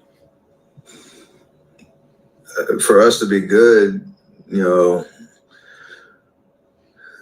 saw it in the Houston game. You've seen flashes. We need him to be the best version of himself. We have to be able to figure out whether it's play calls, whether it's certain rotation or lineup combinations, what can unlock his ability to get downhill, put pressure on the basket, demand attention from the defense, and he's a big weapon for us. So yeah, and especially the way the early season's gone, games that we've handed away after big leads, tough scoring nights like tonight, you gotta the challenge of this team. We're a different team than we've been the last 3 years, and the experimental phase of trying to unlock new looks, new go-to sets, put the ball in his hands. It's time for that for sure, because we haven't had results otherwise. So we got to, lean into that, and might not go well every night, but that's what we're trying to build. I imagine a decision like bringing Draymond off the bench doesn't get made like without your knowledge. How involved were you in that process? Same process with all type of decisions. You give your input. Like I said to Jeannie's question, it's about the culture and the commitment of how we do things. Like, I've come off the bench plenty of times. Draymond's come off the bench. Wiggs, J.K., like everybody's been in that situation where we're trying to figure it out. So who knows how long it'll last? Who knows if it's 1 game, 5, who knows? Every day is us trying to figure it out, especially when in a situation we've been in where, we started 12-3 and been on a big slide. We got to, be all in on that. Looked like Edwards. I mean, he was celebrating pretty hard late, and looked like you said something to him. What was that? I said something about we right back at it on Sunday, and I know he loves to talk. I love that energy he brings. We got to go right back at him. The fun part about this little baseball series, we get to do it again on Sunday. The season is long, and you guys, nobody's getting any younger. I mean, how much of it is energy for you guys and just trying to keep up pace of play and energy-wise? I think, the league's changed over where you have teams, even Minnesota's playing a little bit faster than they have in years past, but I think we just want to, it's not an energy thing, it's just us being able to execute for longer stretches, create good shots for longer stretches of the game. And how we are doing that hasn't been very clear and consistent. So that's on all of us as players to continue to talk, stay together. A night like tonight where it's not going your way, don't let it affect your body language, don't let it affect, the culture on the bench, in the locker room, and hopefully we can, turn things around. I feel like we have that commitment, and I feel like we are still, engaged on trying to figure this thing out. Steph, you had said the knees thing was something new that you were dealing with after sitting out Thursday. How's it feeling, and how do you feel about the process of maybe sitting out a back-to-back and here and there and maybe trying to manage this? I feel fine. Like I said, it's a thing, but it's not a concerning thing. It changes my maintenance from day to day, my program that I do. But I feel great. I feel like I still, you can get where I want to on the floor and, can play 32 and still feel fresh. So I know the back-to-back conversation and maybe we get deeper in the year, there might be certain nights that just call for you to take a game, but I don't want it to be something where the knees are saying something. It's more so just the big picture perspective. So I think we're in that window right now. Hello, Stephen. Last month, I participated in for the Excellent Play Foundation to help to rebuild the last elementary school. This year, as a volunteer, I talked with some another volunteer from the community. They really appreciate you and Aisha and the foundation, the contribution for the community. But how do you think your roles for the Oakland for the kids? My role? Yeah. Continue to leverage and direct resources, funding, programming, tutoring, towards creating an amazing school experience for kids in Oakland Unified School District. It's part of our mission with the foundation. So it's been a really cool opportunity. And even looking at All-Star Weekend, being here, having another moment where we can shine a light on the greatness and the potential that's in the school district, and we're just privileged and blessed to be able to do that work. Thank you.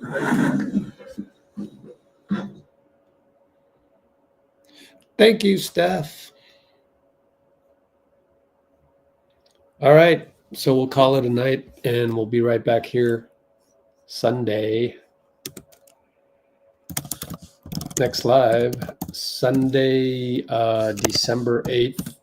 Sports fans, gear up at NBAstore.com with officially licensed Ooh, for every team. let's get out of there. Ooh, that was loud. 5:30 p.m. Minnesota at GSW. 2 of 2.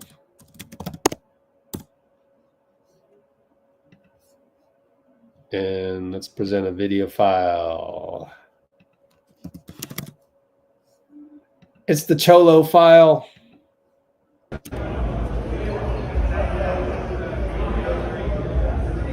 This was 1, 2, 3.